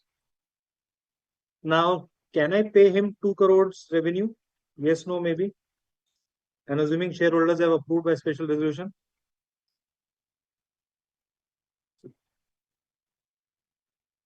So then you can always pay. So the section permits you where your paid up capital is so high, you can always pay. Then there is no cap. Then you can always pay according to the share capital compliance. Then law will permit. What are the key takeaways to understand? They wanted to take cost efficiency and lean strategy to operations, balance between network optimization and financial prudence. Instead of having 100 flights and having a loss, better to have 60 flights and make profit. Focus should be, if his governance should be good, then remuneration should be as per Companies Act. Strategic changes required short-term sacrifice for long-term gains. So whatever you are shifting from one successful model to another model, you need to take a risk. Now, there's a concept of passenger service fees. So whenever you travel to any airplane, any airlines, there are a lot of cost involved as a message for wheelchair cost, or let's say cost of security check, baggage. There is a person who's frisked you at the airport. All these costs are there. AC cost, or whatever the airport authorities feel, there is a lot of cost involved. This cost is charged by respective airport authorities from every respective passenger. But passenger directly do not pay to the airport authorities. They pay to the airlines, then airlines pay to the airport authority. So they will collect passenger service fee from passenger. So why airlines will collect from passengers? This cost will cover airport security, passenger facilities, baggage, escalators, etc., etc. Like, I don't know, uh, which airport is considered to be the most beautiful airport in the world? Any idea?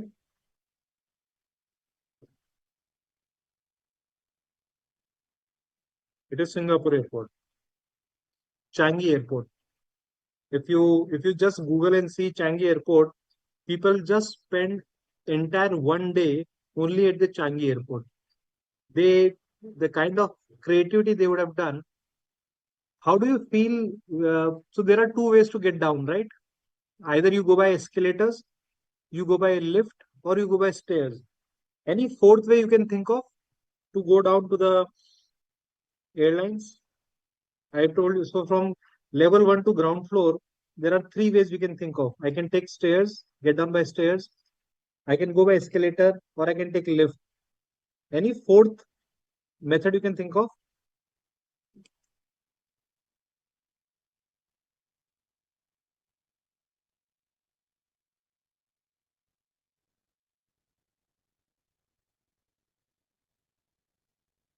Can you think of any fourth way to get down? And that is by slides. So they put slides like the seesaw slides or the slides which kids used to enjoy in the parks. That kind of slide they put in there. Now that it is for adult passengers. So adult passengers love to take that slide and come down by the slide. So that becomes a very interesting experience for them. So this airport was made such a way that people forget everything what is in Singapore and they like to travel airport like this is a travel place. So all these facility costs they are incurred and it is incurred from the passengers based on number of tourists visiting that place. Later on, this money is remitted back to the airport operators.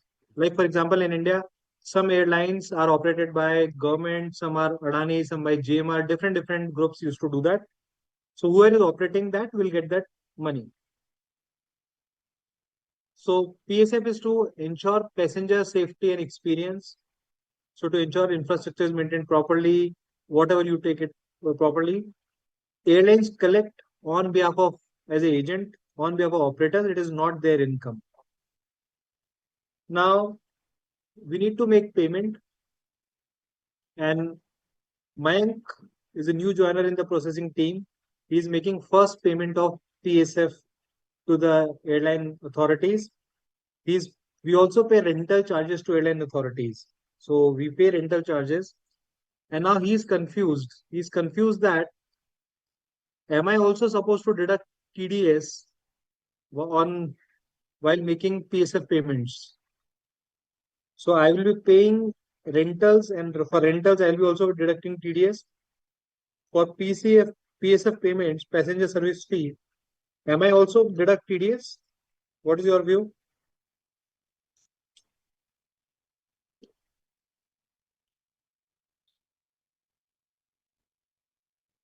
And why I should not pay? Why should I not deduct TDS on PSF? On passenger service fees, why I'm not deducting?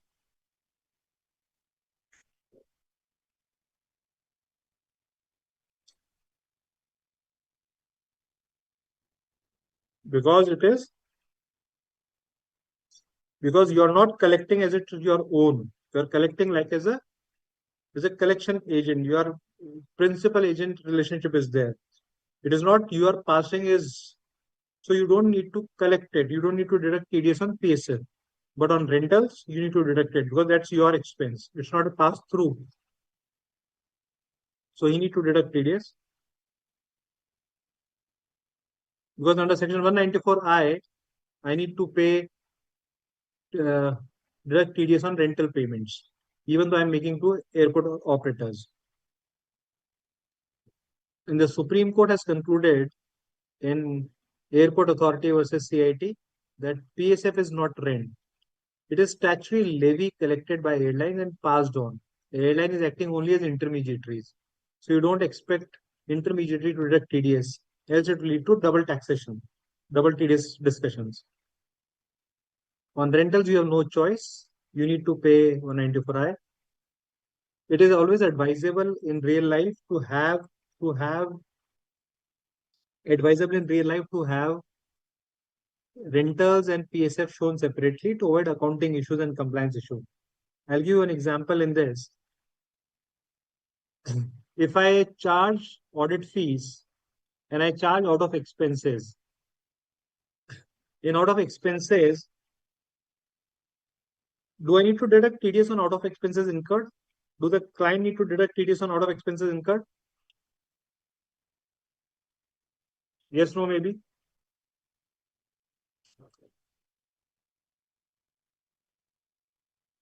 If you bill separately, then there will be no challenge at all. But if you do bill in a same, then it will become a challenge.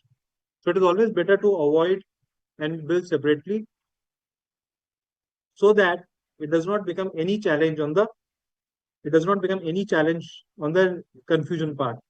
Because when you bill separately, it is clear evidence it will not have a tax applicability. But when you don't bill it separately, then the authority will say, okay, tell me where are the expenses you've incurred on it, show to us. So it becomes very difficult. So it is always better to have crystal clear approach to avoid problem later on.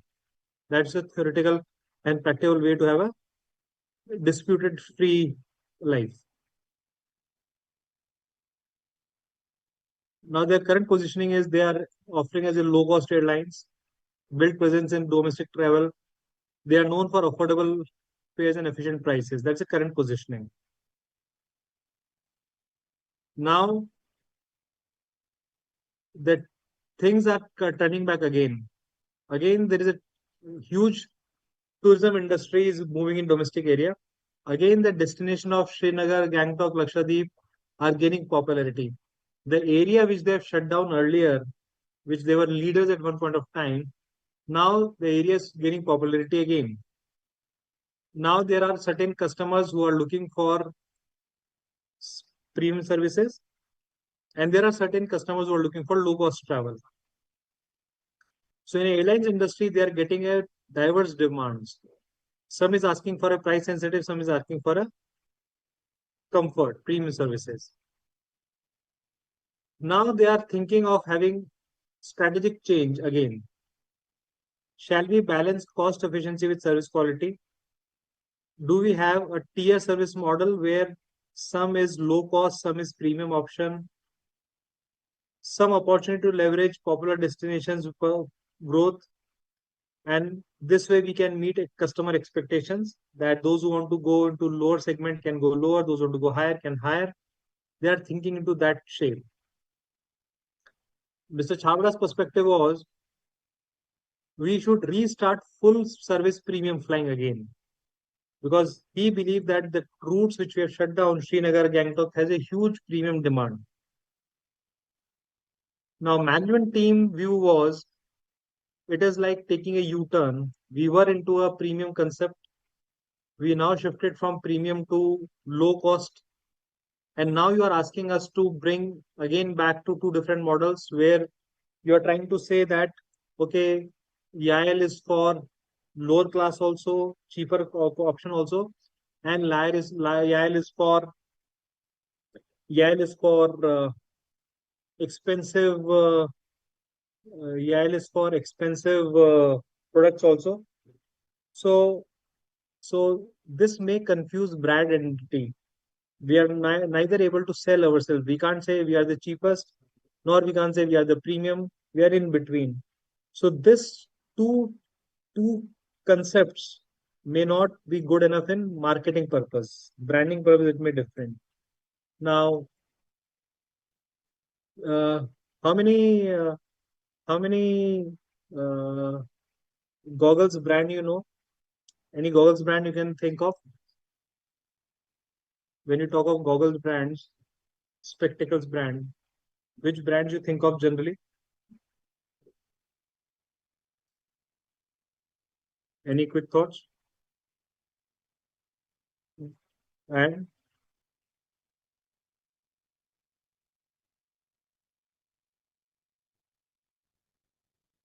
so generally people go and talk for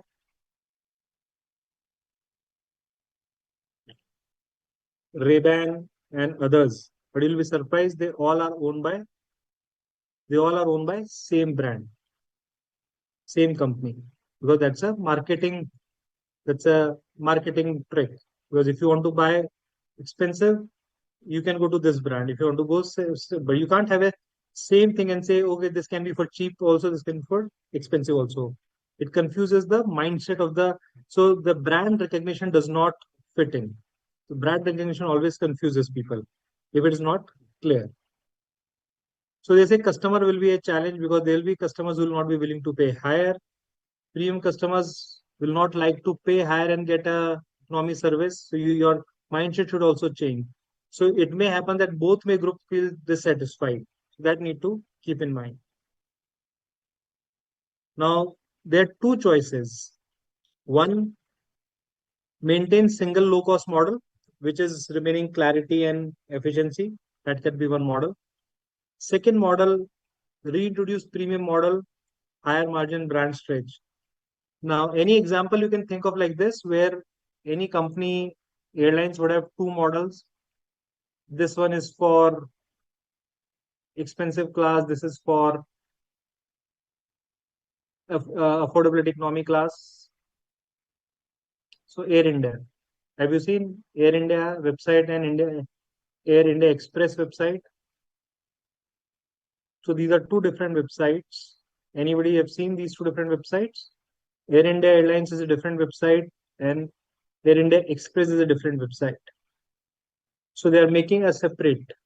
So just see that you will see two different websites. Air India Express shows its economical model. Air India is an expensive model.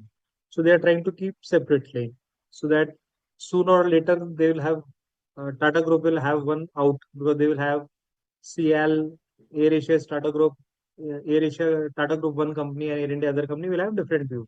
So they can have two models where one model will give you name itself that okay, it's a lower economical cost model. Other could be at a higher model. So that can always happen. The most important thing in entire business is brand should be strong enough. Any confusion in brand would weaken the market positioning.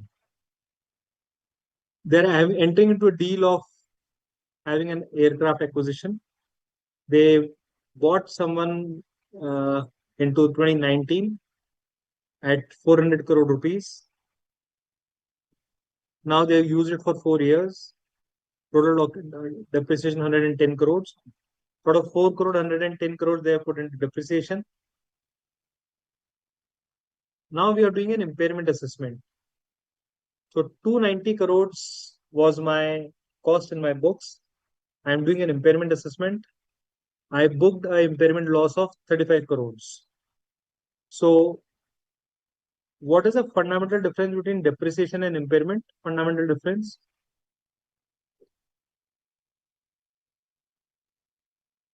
Fundamental difference between depreciation and impairment.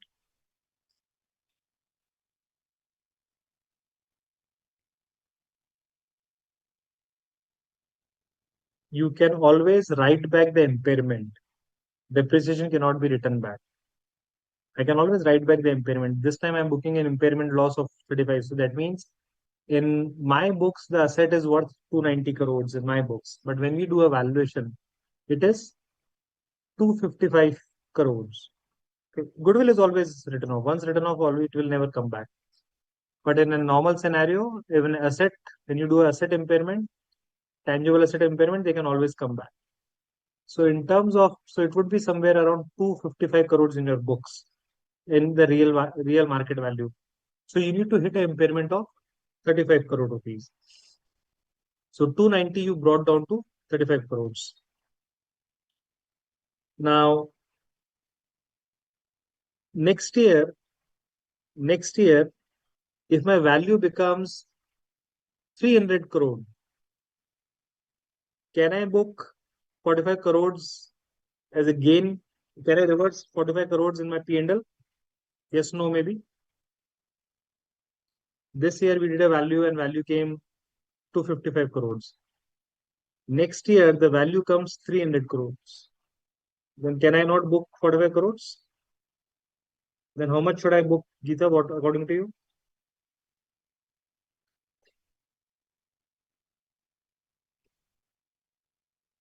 Then how much do you think I can book?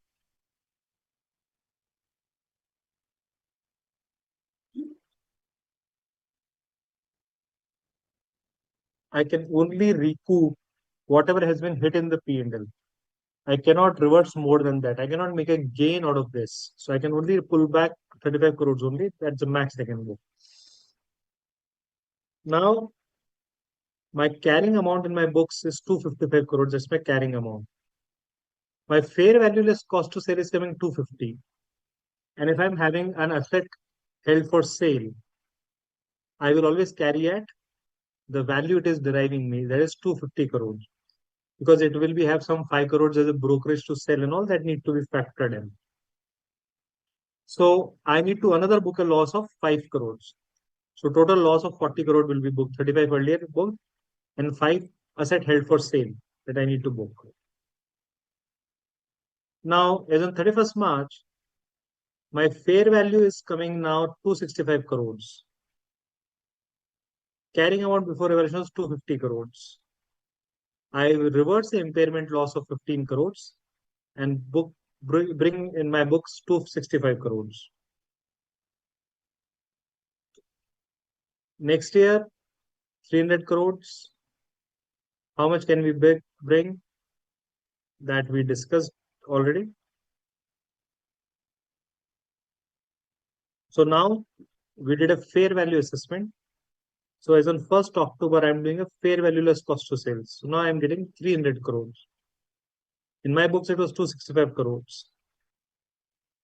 Gain recognized 35 crores. Book value 300 crores. Now comes the interesting part to see. Started with 255, hit a 5 crore, make it 250, reverse impairment 15. Now fair value gain coming 35 crores. Now it books 300 crores.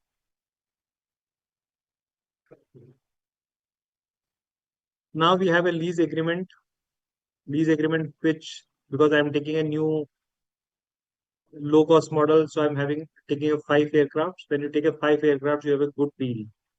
To have a good deal, I'm making a deal with that. I will pay 50 lakhs. They will give me 50 lakhs per aircraft incentive for in lease payable. 1 lakh per aircraft that I need to incur direct cost. And the lease liability they have arrived at 8.5 crores per aircraft. After a certain number of hours, that is 1 lakh flight hours, they need to have a mandatory check. And after 12 years, either they need to refund the cost to the airlines or check need to be performed mandatory. So certain airlines worked on number of hours flight to be taken.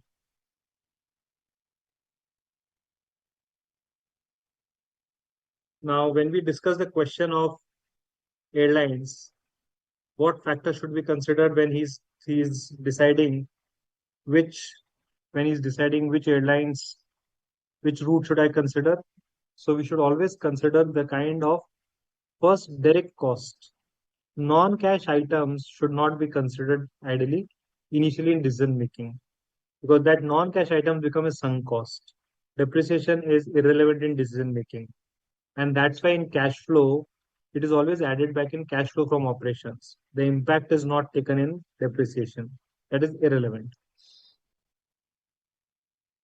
Lease, we'll just talk on the period of lease. We'll discuss some points of lease separately. We discussed that tax has not to be deducted on PSF payments. It is not supposed to be deducted. Now, in exam, when you write an exam, so you all know when you need to sit for an exam, you will get 5 case studies. Out of 5 case studies, you need to pick 4 case studies. One you need to leave out. And each case studies, you will get descriptive and MCQs both. So descriptive answers you need to write with problem, then what is the key concept behind it and what is the solution. The more clear you write, the more in tabular form, the more in bullet points, instead of writing everything in long para where difficult for everybody to read and get an idea, it will have a huge impact. If you can give a structured answer that what is the query asked, what is the relevant section for that query, what concept law allows for that query, and what is your conclusion in that. If you can put this in a very structured manner, examiner would have no choice not to award you marks. So he has to award you marks. In MCQ, if your concept is clear, then you can easily crack this. If you know the law, because the answers are given in MCQs. So once you need to put in, you can always understand this. For example, now what do you think could be your view? the question of 300 crore which we discussed, what will be the carrying amount of an aircraft and gain to be recognized on subsequent remeasurement as per relevant Ind AS? What is your view? It started with 250 crores, then we have a 15 crore gain, and then we got 300 crore fair value. What gain should be recognized in the books, according to you?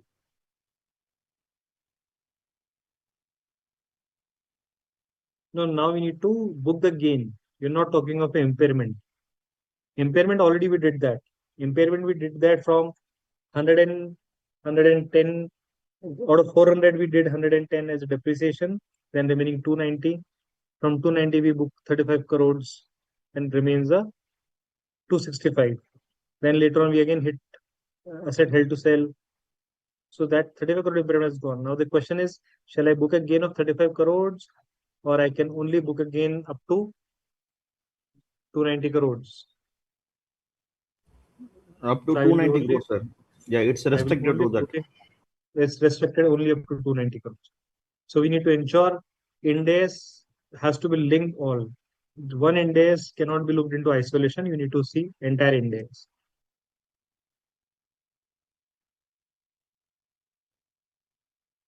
When we are looking for employees adopting lean thinking, which option do you think fits among all?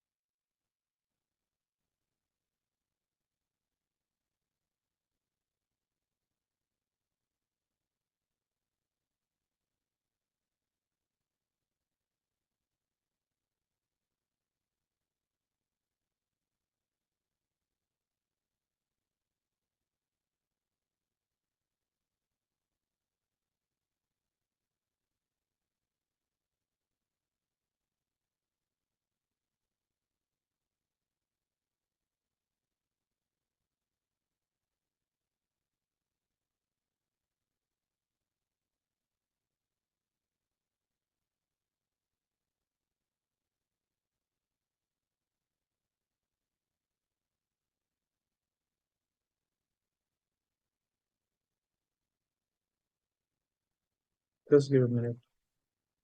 Just give a minute.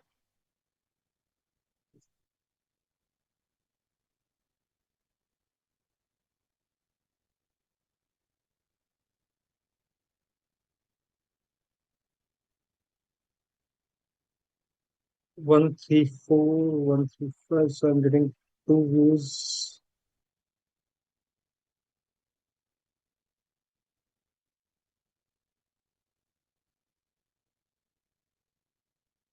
Okay.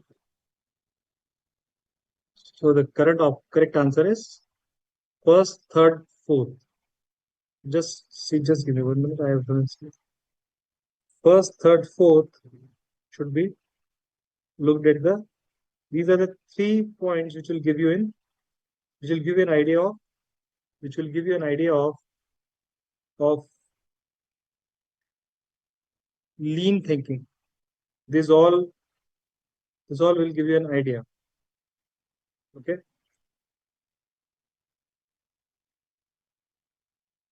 Because reducing the staff may not be a logical sense.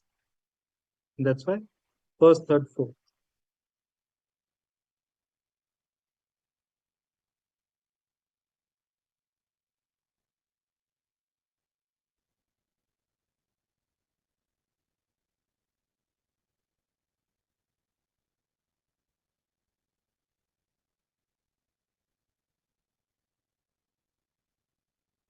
Which you think it will fall?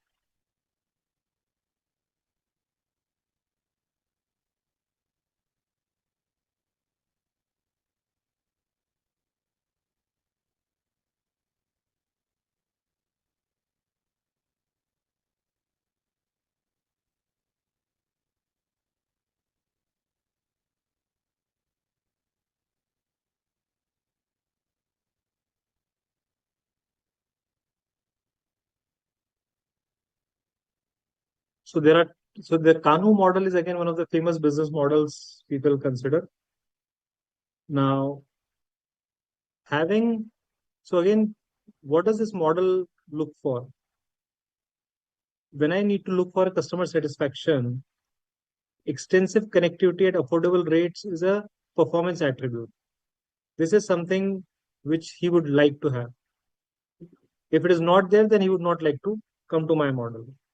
So this four models, Kanu model, delight, questionable, threshold is mandatory to understand. Like as I mentioned, you may not give me a good food. That is not a performance attribute. On time is a performance attribute. You give me a good food, it will be a wow. You give me a goodie bag, it will be wow. But if you give me a good food, good goodie bag, but good AC, but you do not reach me on time, I will not value your airlines. So this need to be looked into it. And there are something questionable attributes which it is not there at all, then becomes a big question mark. Say for example, in airlines, we don't use ever the emergency bags, helicopters, the parachutes and all. But if you don't use, does that mean they will not give? Airlines will say nobody uses, so let us not put. You need to put.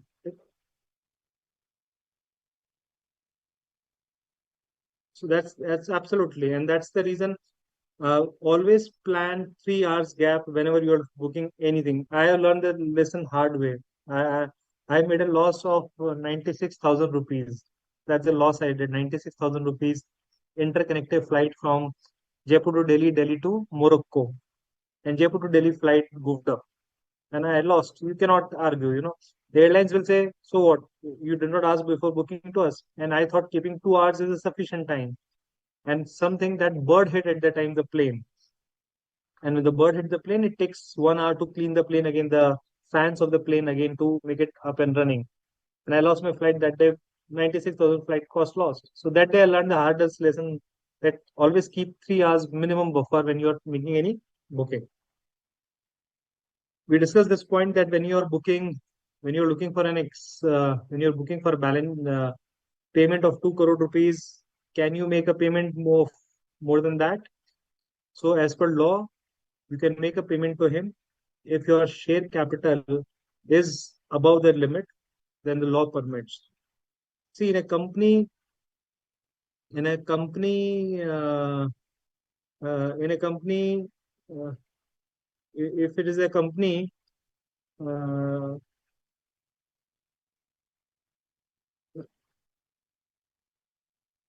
a company is run by shareholders. Now, if a shareholder is willing to, if the shareholders are willing to approve anything, if the shareholders are willing to approve anything, then they are fine with it. Then they have no problem. But then you need to ensure that you follow the compliance. Had your share capital would be, let's say, 1 crore rupees only, hypothetically, then you cannot go more than 1,20,000, 120 lakhs, 1 crore 20 lakhs. That's the maximum limit you can go for it. So not having profit does not mean you don't give remuneration to the CEO or MD. You give, but there are limitations.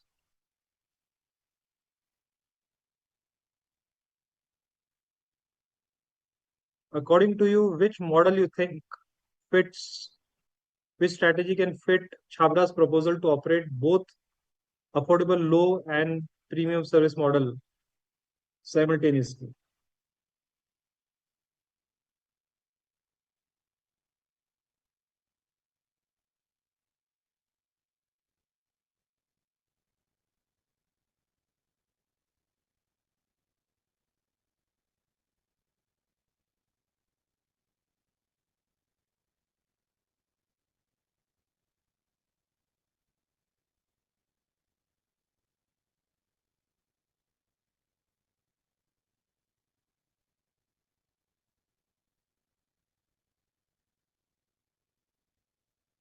So it is not possible to operate both models simultaneously, or it can be done? It can be done. It is possible to operate both models simultaneously. Many people do that, but the way you structure is different. The way you need to structure is, you need to show how it works. So both ways it works. So you can always go, provided you justify, you mention that this sector will be worked on this particular flight, higher price for premium, lower for affordable. If you tell people that why are you paying this, they don't mind. If you tell people that okay, this is for this services and that's why they deserve this, you're not paying this, you don't deserve, they are people will fine with that. Now let me take you again to the balance sheet once of Indigo and just give you some insights. Okay. Now Indigo become a case study. Indigo become a case study for forget whatever happened in December. I'm sure many of you would be knowing what happened in December. That is one of the cases. Forget what happened in December. But before that, Indigo become a case study that apart from so many airlines, it is one of the first India's first airlines to come into profit.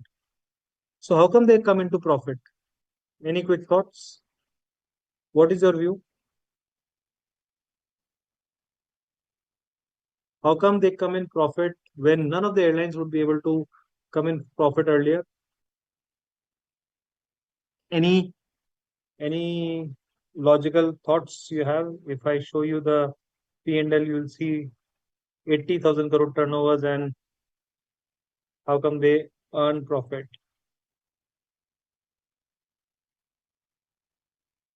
1 rupee would not have come ever in Air India, Indigo. It was with Air Air Deccan. This 1 rupee concept actually came from Air Deccan, and that was Captain Gopinath, and he's known for the risk he has taken.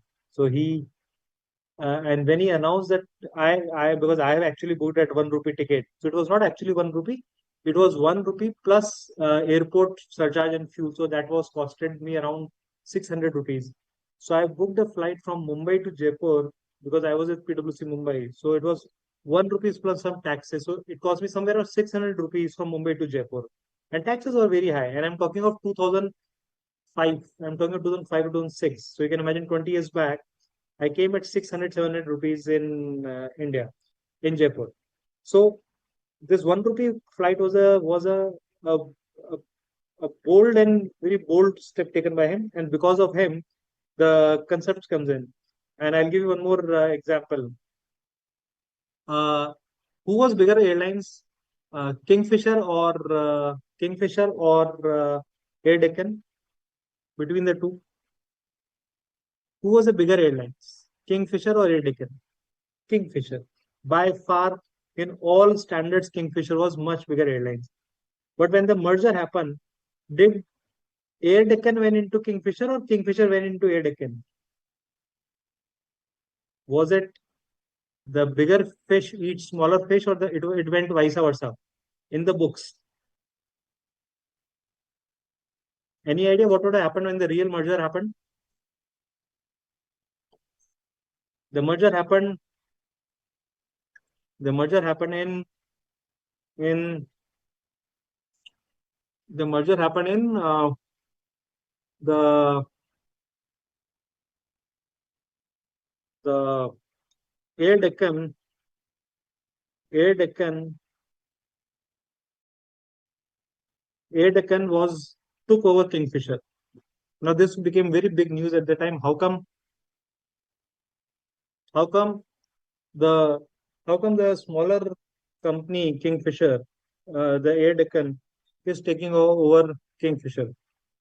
Any idea what could be the reason behind this kind of what could be the reason behind this kind of takeover? Where generally we understand a bigger company takes over a smaller company, and the reason was, and remember, everything happens for a commercial reason. Everything happens for a logical reason. No, no, Geeta. So the thought is right, the thought is good. That is not the logic at all. That was not the logic at all. The logic was, why did this reverse merger happen? The reverse merger happened because Kingfisher was only 3 years in the industry at that time, and Air Deccan had 7 years. The rule of international community was, if you want to get a license to fly overseas, you need to be 7 years in the existence. Kingfisher, taken, if Kingfisher would have merged uh, Air, Air Deccan, they would not be able to fly internationally. Then they did a reverse merger where Kingfisher merged into Air Deccan. So officially, Air Deccan was the company which took over Kingfisher. Then Kingfisher got all the rights to fly globally, and then they rebranded themselves as Kingfisher, which is practically permissible. And this is what a smart move. So at times, so remember one simple rule: in business, never keep ego. That how come a big giant will go and merge with small giant? How should I lose my identity? If you think you can get a flying license by getting into bending down and getting a reverse merger, always do that. Otherwise, wait for next 4 years, lose the business opportunity by the time somebody else would have gained this. So their time it happens, it was a very smart decision they did. Now, one of the few reasons why, if we consider why how come the airlines become profitable. So few things. One, they were very disciplined. In terms of, if you talk in terms of flight, in terms of flying, they were very restricted. They were known for service on service demand. They're maximum famous for reaching on time. That was one of the key things they had. Second reason was they had only standardized fleet. They only had Airbus 320. So when you have only one kind of model, only one kind of airplane, cost becomes very optimal. You can minimize the cost in the best manner. Your inventory cost, your bargaining power, it becomes very strong. Second, their aircraft utilization was very, very high. They used to fly maximum by night flights. So the airport got to be cheaper, and there it could have a lot of opportunities for them. Yeah, Lufthansa has very luxurious flights, but Lufthansa was not an Indian Airlines. It was very luxurious flight. So now if you talk, uh, Qantas Airlines is one of the best airlines. Then Lufthansa, they are one of the best. They have jacuzzi in the business class, so you can imagine that kind of luxury they have given to their the flights, which is of 20 hours flights. They have different kind of luxury. In terms of they become low cost model. So Indigo never sold themselves as an expensive flight. They always told themselves as an economical flight. And remember, there's a difference between telling we are cheaper and we are economical. Two different things. You understand? You understanding the marketing gimmick? If I say I'm the cheapest and I say economical, so that's the way how you play it, and that's so paraphrasing is very very important. How you put things in the plate, how you present is very very important. Though we all understand at the end, customer wants the cheapest, customer wants the lowest price to pay. But the way I say I'm the cheapest and I say I'm the economical, I'm defending myself. I'm putting myself in a good shape. If I'm say I'm economical, if I say I'm cheapest, I'm not valuing myself. So their choice was because they know that people will not take trains. So whatever price, they will always keep the price more than the train price. So if my train ticket third class, second class is let's say 1200, and if I give a price of 2000, people don't mind paying. Then they will compare that okay, 1200 train में लगता है 800 तो ज्यादा ले रहा है 800 में 6 घंटा बच रहा है let me take this flight. And remember, we are talking of a population which was always in the habit of saving. The previous generation do not had the habit of spending, so they need to shift their mindset. They got a huge bargaining power. uh, uh, uh, Indigo had a huge bargaining power because of the bulk aircraft orders. Unlike unlike Kingfisher, they have multiple aircrafts. When they used to give orders, they will say okay, give me two Boeing, two Airbus, two 320. So they do not give, because Airbus is manufactured by separate, Boeing by separate, one plane by separate. So the supplier, they were not giving bulk orders. So you will not get a good discount. But when it comes to Indigo, because of their single airlines, they were giving huge orders. And luckily, this industry requires huge capital, and very few people enter. Just like the latest entries of Akasa Airs, that was the latest entry. And if you Google, everybody questioned his decision that how come he's entering into airlines industry, which is bleeding industry always. And we all know the Ness Wadia group, Go Air recently get into trouble. So people are spectacle because it's a very price sensitive industry. Indigo always try to keep their cost lowest. So in a quarter five, if you ensure that you remain surviving industry rivalry, you ensure threats of new entrant, you manage bargaining power of suppliers, you can manage customers, you can give choice, you can manage, and threat of supply is low, then you will always make it. The biggest challenge this industry has it is fuel. Now, if my fuel is a challenge, how can I address this? If you are a Indigo or any airlines CFO, and the fuel cost is high, airline turbine fuel ATF, how will you address this cost? Any idea?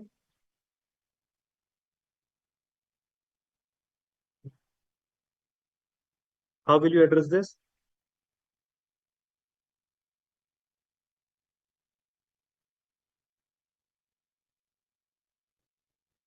So you will either do a hedging.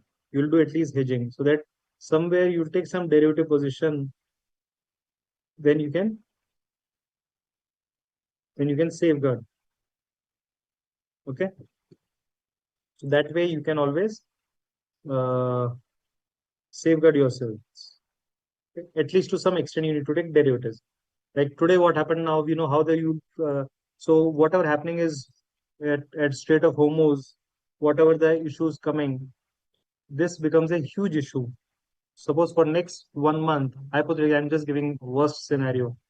For 1 month, if the Strait of Hormuz is not open, will it lead to scarcity across the globe? It lead to scarcity. Will the price rocket? Price will rocket. Okay, one point which so fuel will go for huge. It will be a huge issue. And you can see, I've seen you the balance sheet of Indigo. I show you the balance sheet. The majority expenses of the fuel. And if this fuel becomes override, every airlines company will come into loss. And can I tell my customer now who has booked the ticket earlier, since now fuel has increased, I will not fly, or you pay me extra? No, you cannot do that. That's your loss. So whatever happens. Any idea how early I can book a ticket? Any idea how early I can book a ticket? Which period early I can book a ticket?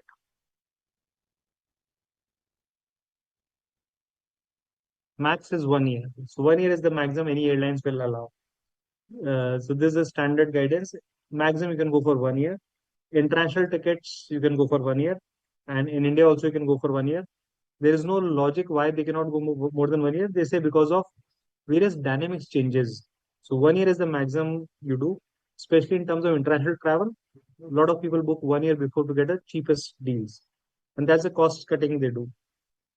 The way you optimize your travel. Now, in terms of, as I mentioned, of all other airlines, if you know that you have so Indigo had a very clear view that we will be a low cost airlines, so there will no challenge. They maintain their costs very low. They had the fastest cleaning time. The moment plane lands, they try to clean the plane in 15 minutes. They try to remove the staff outside the passengers very fast, so that they can fly another faster. So if they can take maximum number of trips a day, they will have a much higher opportunity. So that's what they used to take. And they started growing only on high domestic demand routes, slowly. And they were giving lowest cost at affordable prices. And they had a record of flying maximum hours a day in terms of aircraft. So therefore, they were able to have much higher opportunity. In terms of airlines, if you see airlines industry, they had a huge revenue keep growing. And if you see uh, in terms of just a second, what is this things to see for now? Remember, see this 80,000 crore sales, 80,000 crore, and your debtors are only 740 crores. Not even Not even how much? Your sale is 80,000 crore plus. Your debtors are 740 crores. Percentage wise, it becomes how much? Not even 1%. Does this make commercial business sense?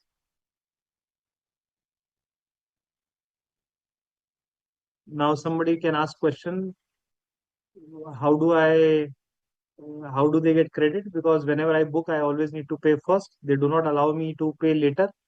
Then who are these creditors? Who are these debtors? Any idea? Who are these debtors? Normally, when you and I book, so it is Make My Trip or similar other agencies whom they have given corporate commissions, ITAs and other agencies where they have given a bulk booking. So how does certain model works is, so uh, Make My Trip will say to them, so let's say a flight from Jaipur to Singapore. So Make My Trip will say to Air Asia, I'll book 40 tickets. So he will book 40 tickets. I will not name 40 people now. So what I will do is I'll buy 40 tickets at a cheap price, and I'll say I'll pay you later when I give you the names. So they will show me as a debtor because I need to pay. And what Air Asia, Make My Trip or any other airlines will do, they will say fly from Jaipur to Singapore at a cheap price, 4,000, 5,000, and then I'll do a bulk. You would have seen various organization group tours goes there. A lot of organizations like ICAI and many others, they book uh, the tour travel agent makes a lot of people together in a trip. So these 40 tickets he buy at a cheap price and then he sells us at expensive price. Because then when you go to a travel agent and say I want to go from Jaipur to Singapore, he does not give you a price tickets. Then he will give you a whole package together that I will charge you 1 lakh rupees for your entire 7-day trip. And that's what they make margin in this. So this is broadly on airlines. If you have any questions on airlines or anything you want to understand from this balance sheet, uh, and I just wanted to, I don't know, Geeta, whether you saw the difference which I was mentioning earlier. Have you seen the difference between these two balance sheets before Ind AS 116 and after Ind AS 116? Did you get a chance to see the difference? You'll see a huge difference when you look into ROU, this concept. ROU in current and ROU in previous. They have nothing earlier. So you can see the total size of balance sheet, how it moved. So just from 20,000 crore, it moved to such a high number because of accounting entries, the accounting classification. Now they go to 11,590, 1 lakh 15,913 crores. That way it moves. So this is all from my side. Uh, Deepakji, if you can give some views on question papers, then we can.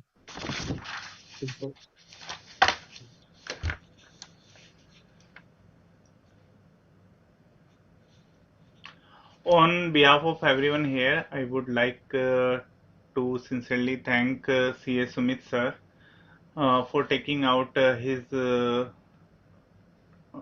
time from busy schedule. And we truly appreciate the way, sir, you explain how tax laws, financial reporting, regulation, management accounting techniques, and business strategies are linked together when a company wants to grow systematically. Your examples made it clear uh, that real business decisions are not about one subject alone, but we have to consider holistically. This is exactly the aim of IBS paper, to connect knowledge from different areas and apply it in practice. Sir, your insights have given us clarity and confidence, and we are very grateful to you. Students, please raise your queries. If you have any query, please raise. Sir, you may leave if you want to leave. You may leave, sir. Yeah, thank you, sir. And thank Welcome, you all sir. participants. Thank you. Welcome, sir.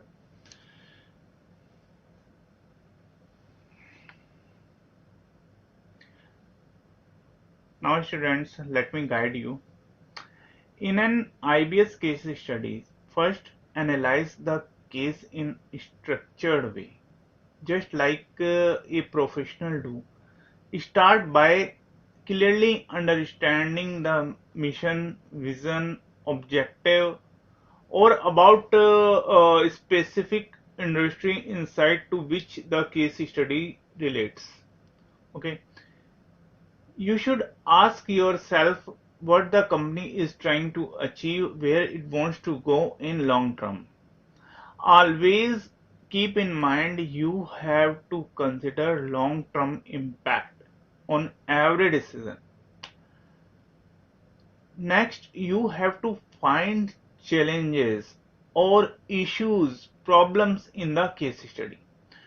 To find problems, issues, you have to first go to the requirement part.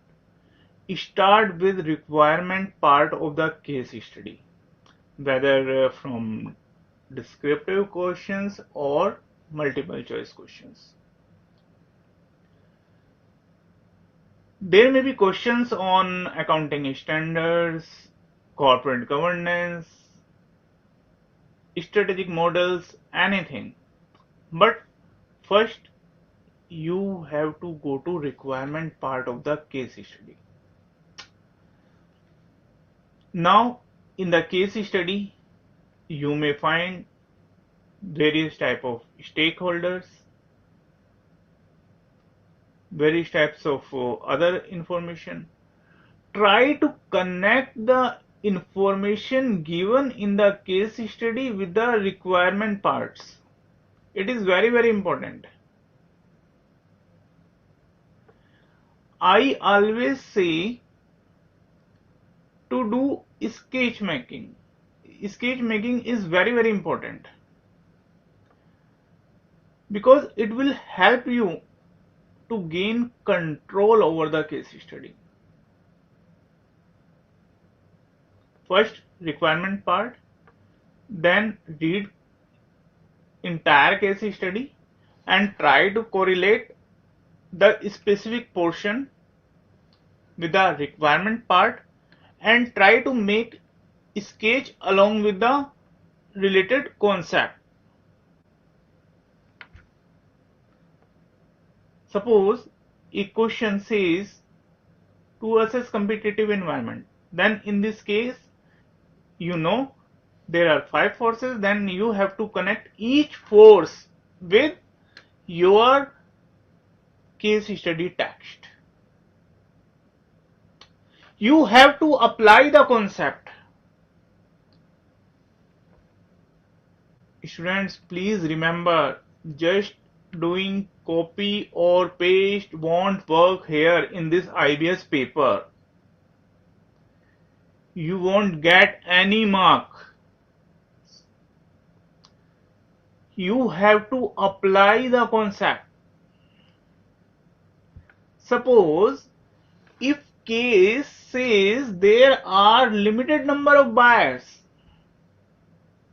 then in this case the bargaining power of the buyers will be high. This is application, but normally students simple do copy or pasting. Therefore, please try to apply the concepts. This paper is related with your conceptual understanding. If you have good conceptual understanding, you can easily crack this exam.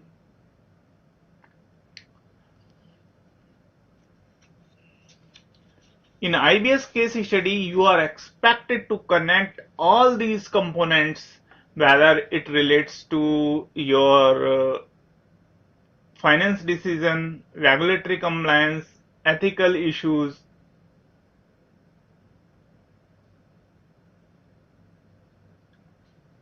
Students, please note that you are expected to connect all components and give a balanced and reasoned recommendation. Think you are giving advice in actual organization. Now, understanding of annual report is very important. How does it help you in examination?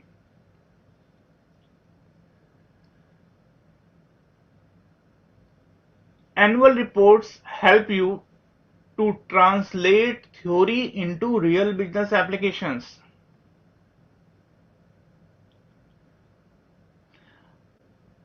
You will be able to understand Ind AS in real financial statements.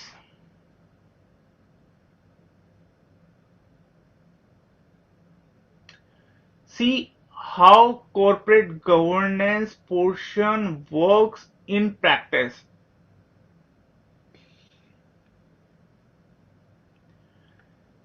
Analyze KPIs, risk, and future plan of a company.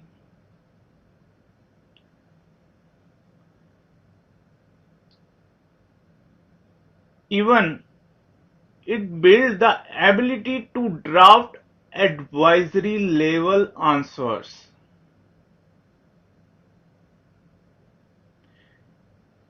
If you are reading annual report, you will be able to connect financial performance with non-financial factors as well as business strategy. You can easily correlate. In a week, give some time to annual reports. Student, it is very important. For example, there is section management discussion and analysis. From management discussion and analysis, you may get about industry information, opportunity and threats, risk analysis, segmental performance, business outlook, strategic initiatives.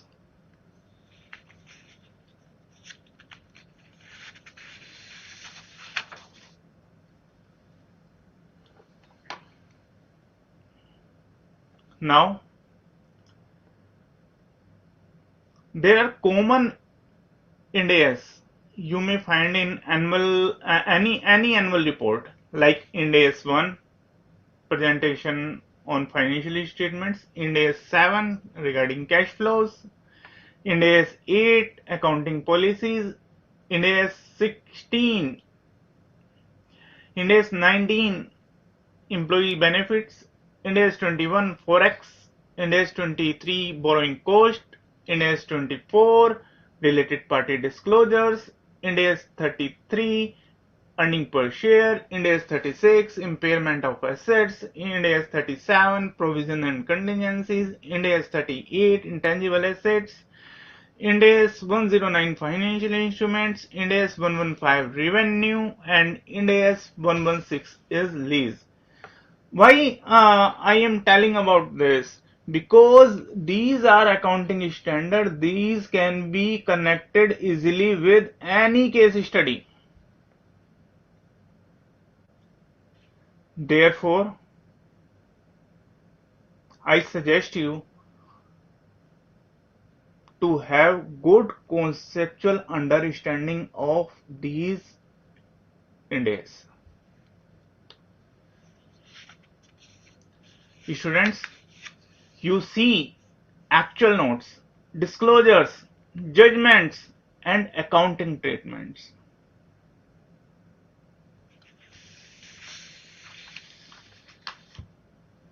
In addition to this, you may find risk management report.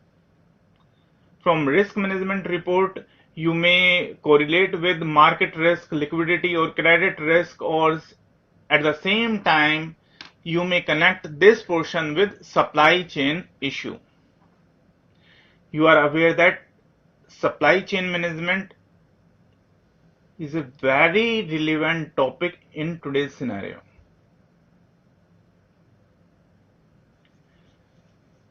Similarly, you may get information about sustainability or ESG reporting.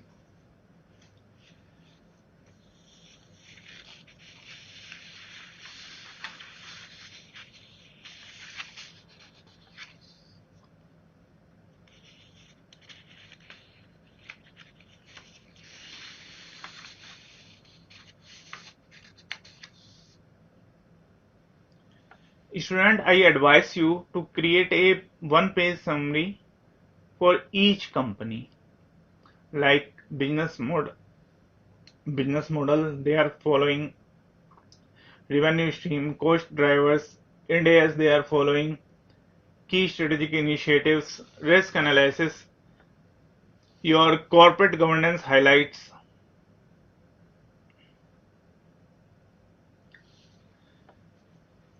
Annual reports transform your preparation from theory to business oriented approach, which is very important for this paper.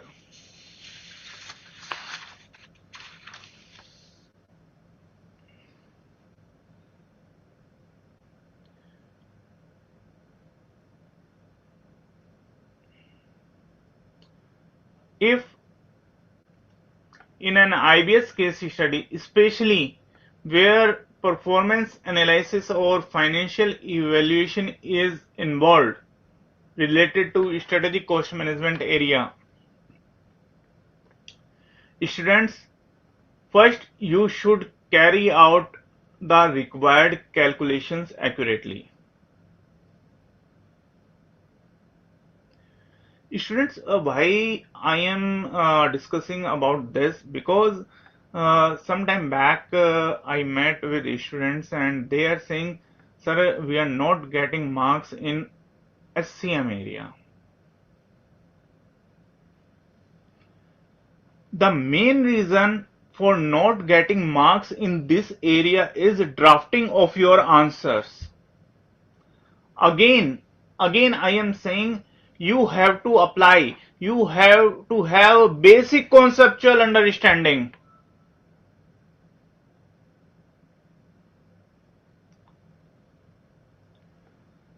Now I am explaining how to draft answer, especially in this area, to get good marks.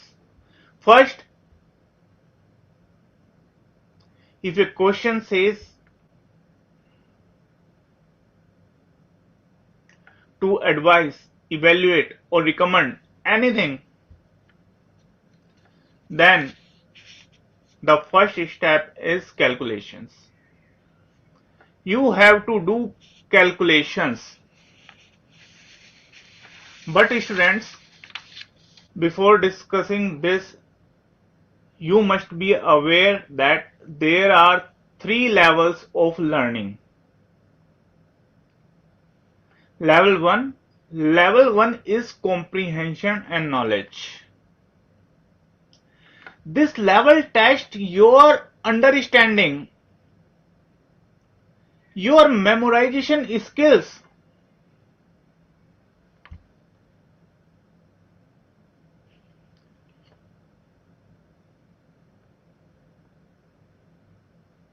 This level covers verbs like define, list, state, identify. It means you have to just simply copy and paste from the module. This is level 1. But level 1 is not applicable in IBS examination.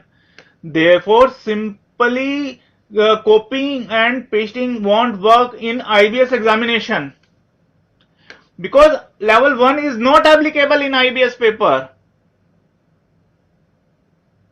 Now level 2. Level 2 is analysis and application. This level tests your ability to apply the knowledge given. For example, you may analyze lease contract to decide whether it should be treated as a finance lease or operating lease. And this level also covers calculation.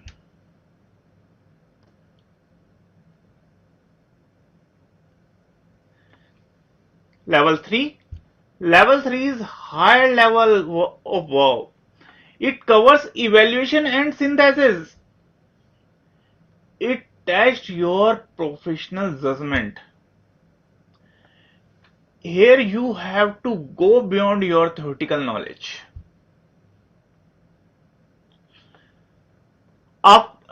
For example, after analyzing different accounting treatments, you have to evaluate of profits, assets, or ratios.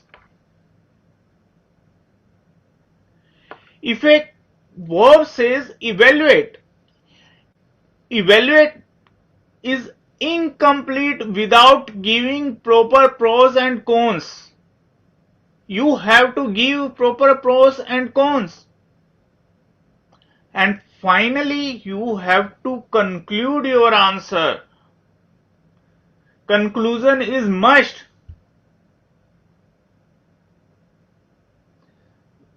It may be of one line or two line, but always give conclusion.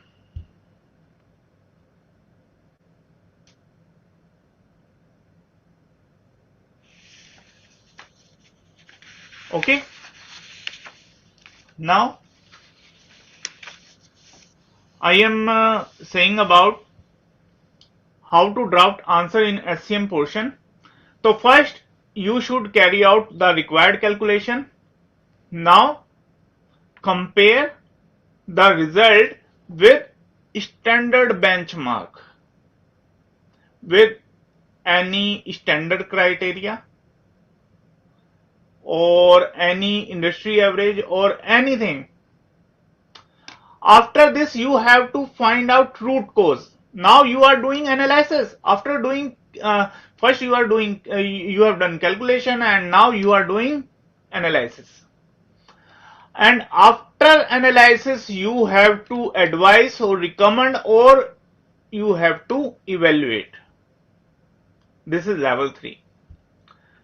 And after this, conclude. I am repeating, first calculate, then analysis, and after this you have to recommend.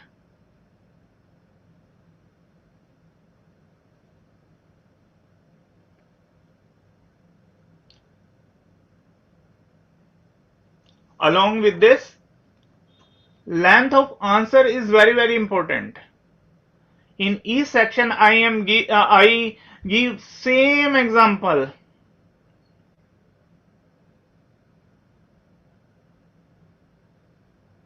If a question says to assess competitive environment and it has 5 points, then the question is having worth of 12 marks, then divide 12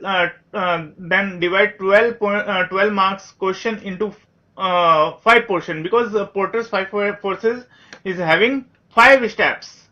Then each force will have worth around 2.4 marks. It means you have to write at least 2 or 3 points in each force.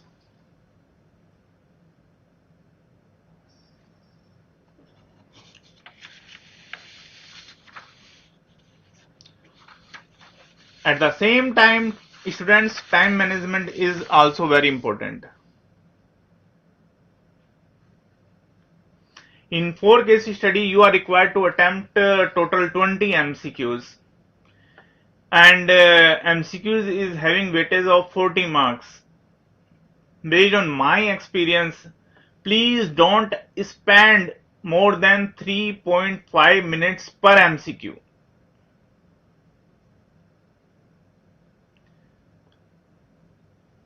This means you should attempt or complete all MCQs within 70 minutes. And you can easily do this.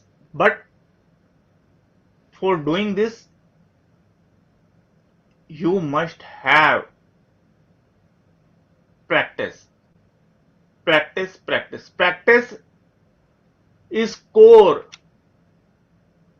to gain control over time. You can easily manage your time in your examination condition if you have good, number one, good conceptual understanding, and you have good practice. You must be aware of elimination technique. How to handle note type of MCQs. How to handle the MCQs having similar options like most likely. And you can handle most likely type of MCQs only when you have good conceptual understanding.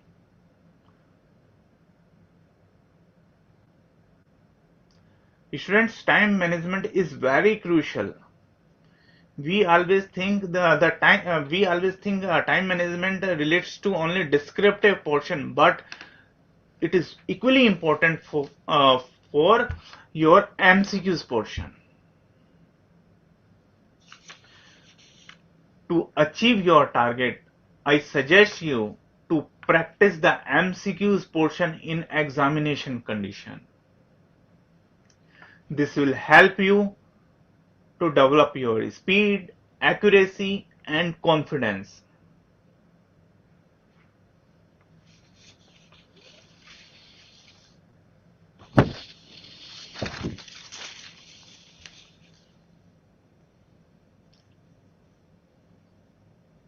Students, if you have any other query, you may ask. Otherwise, I am winding up this session.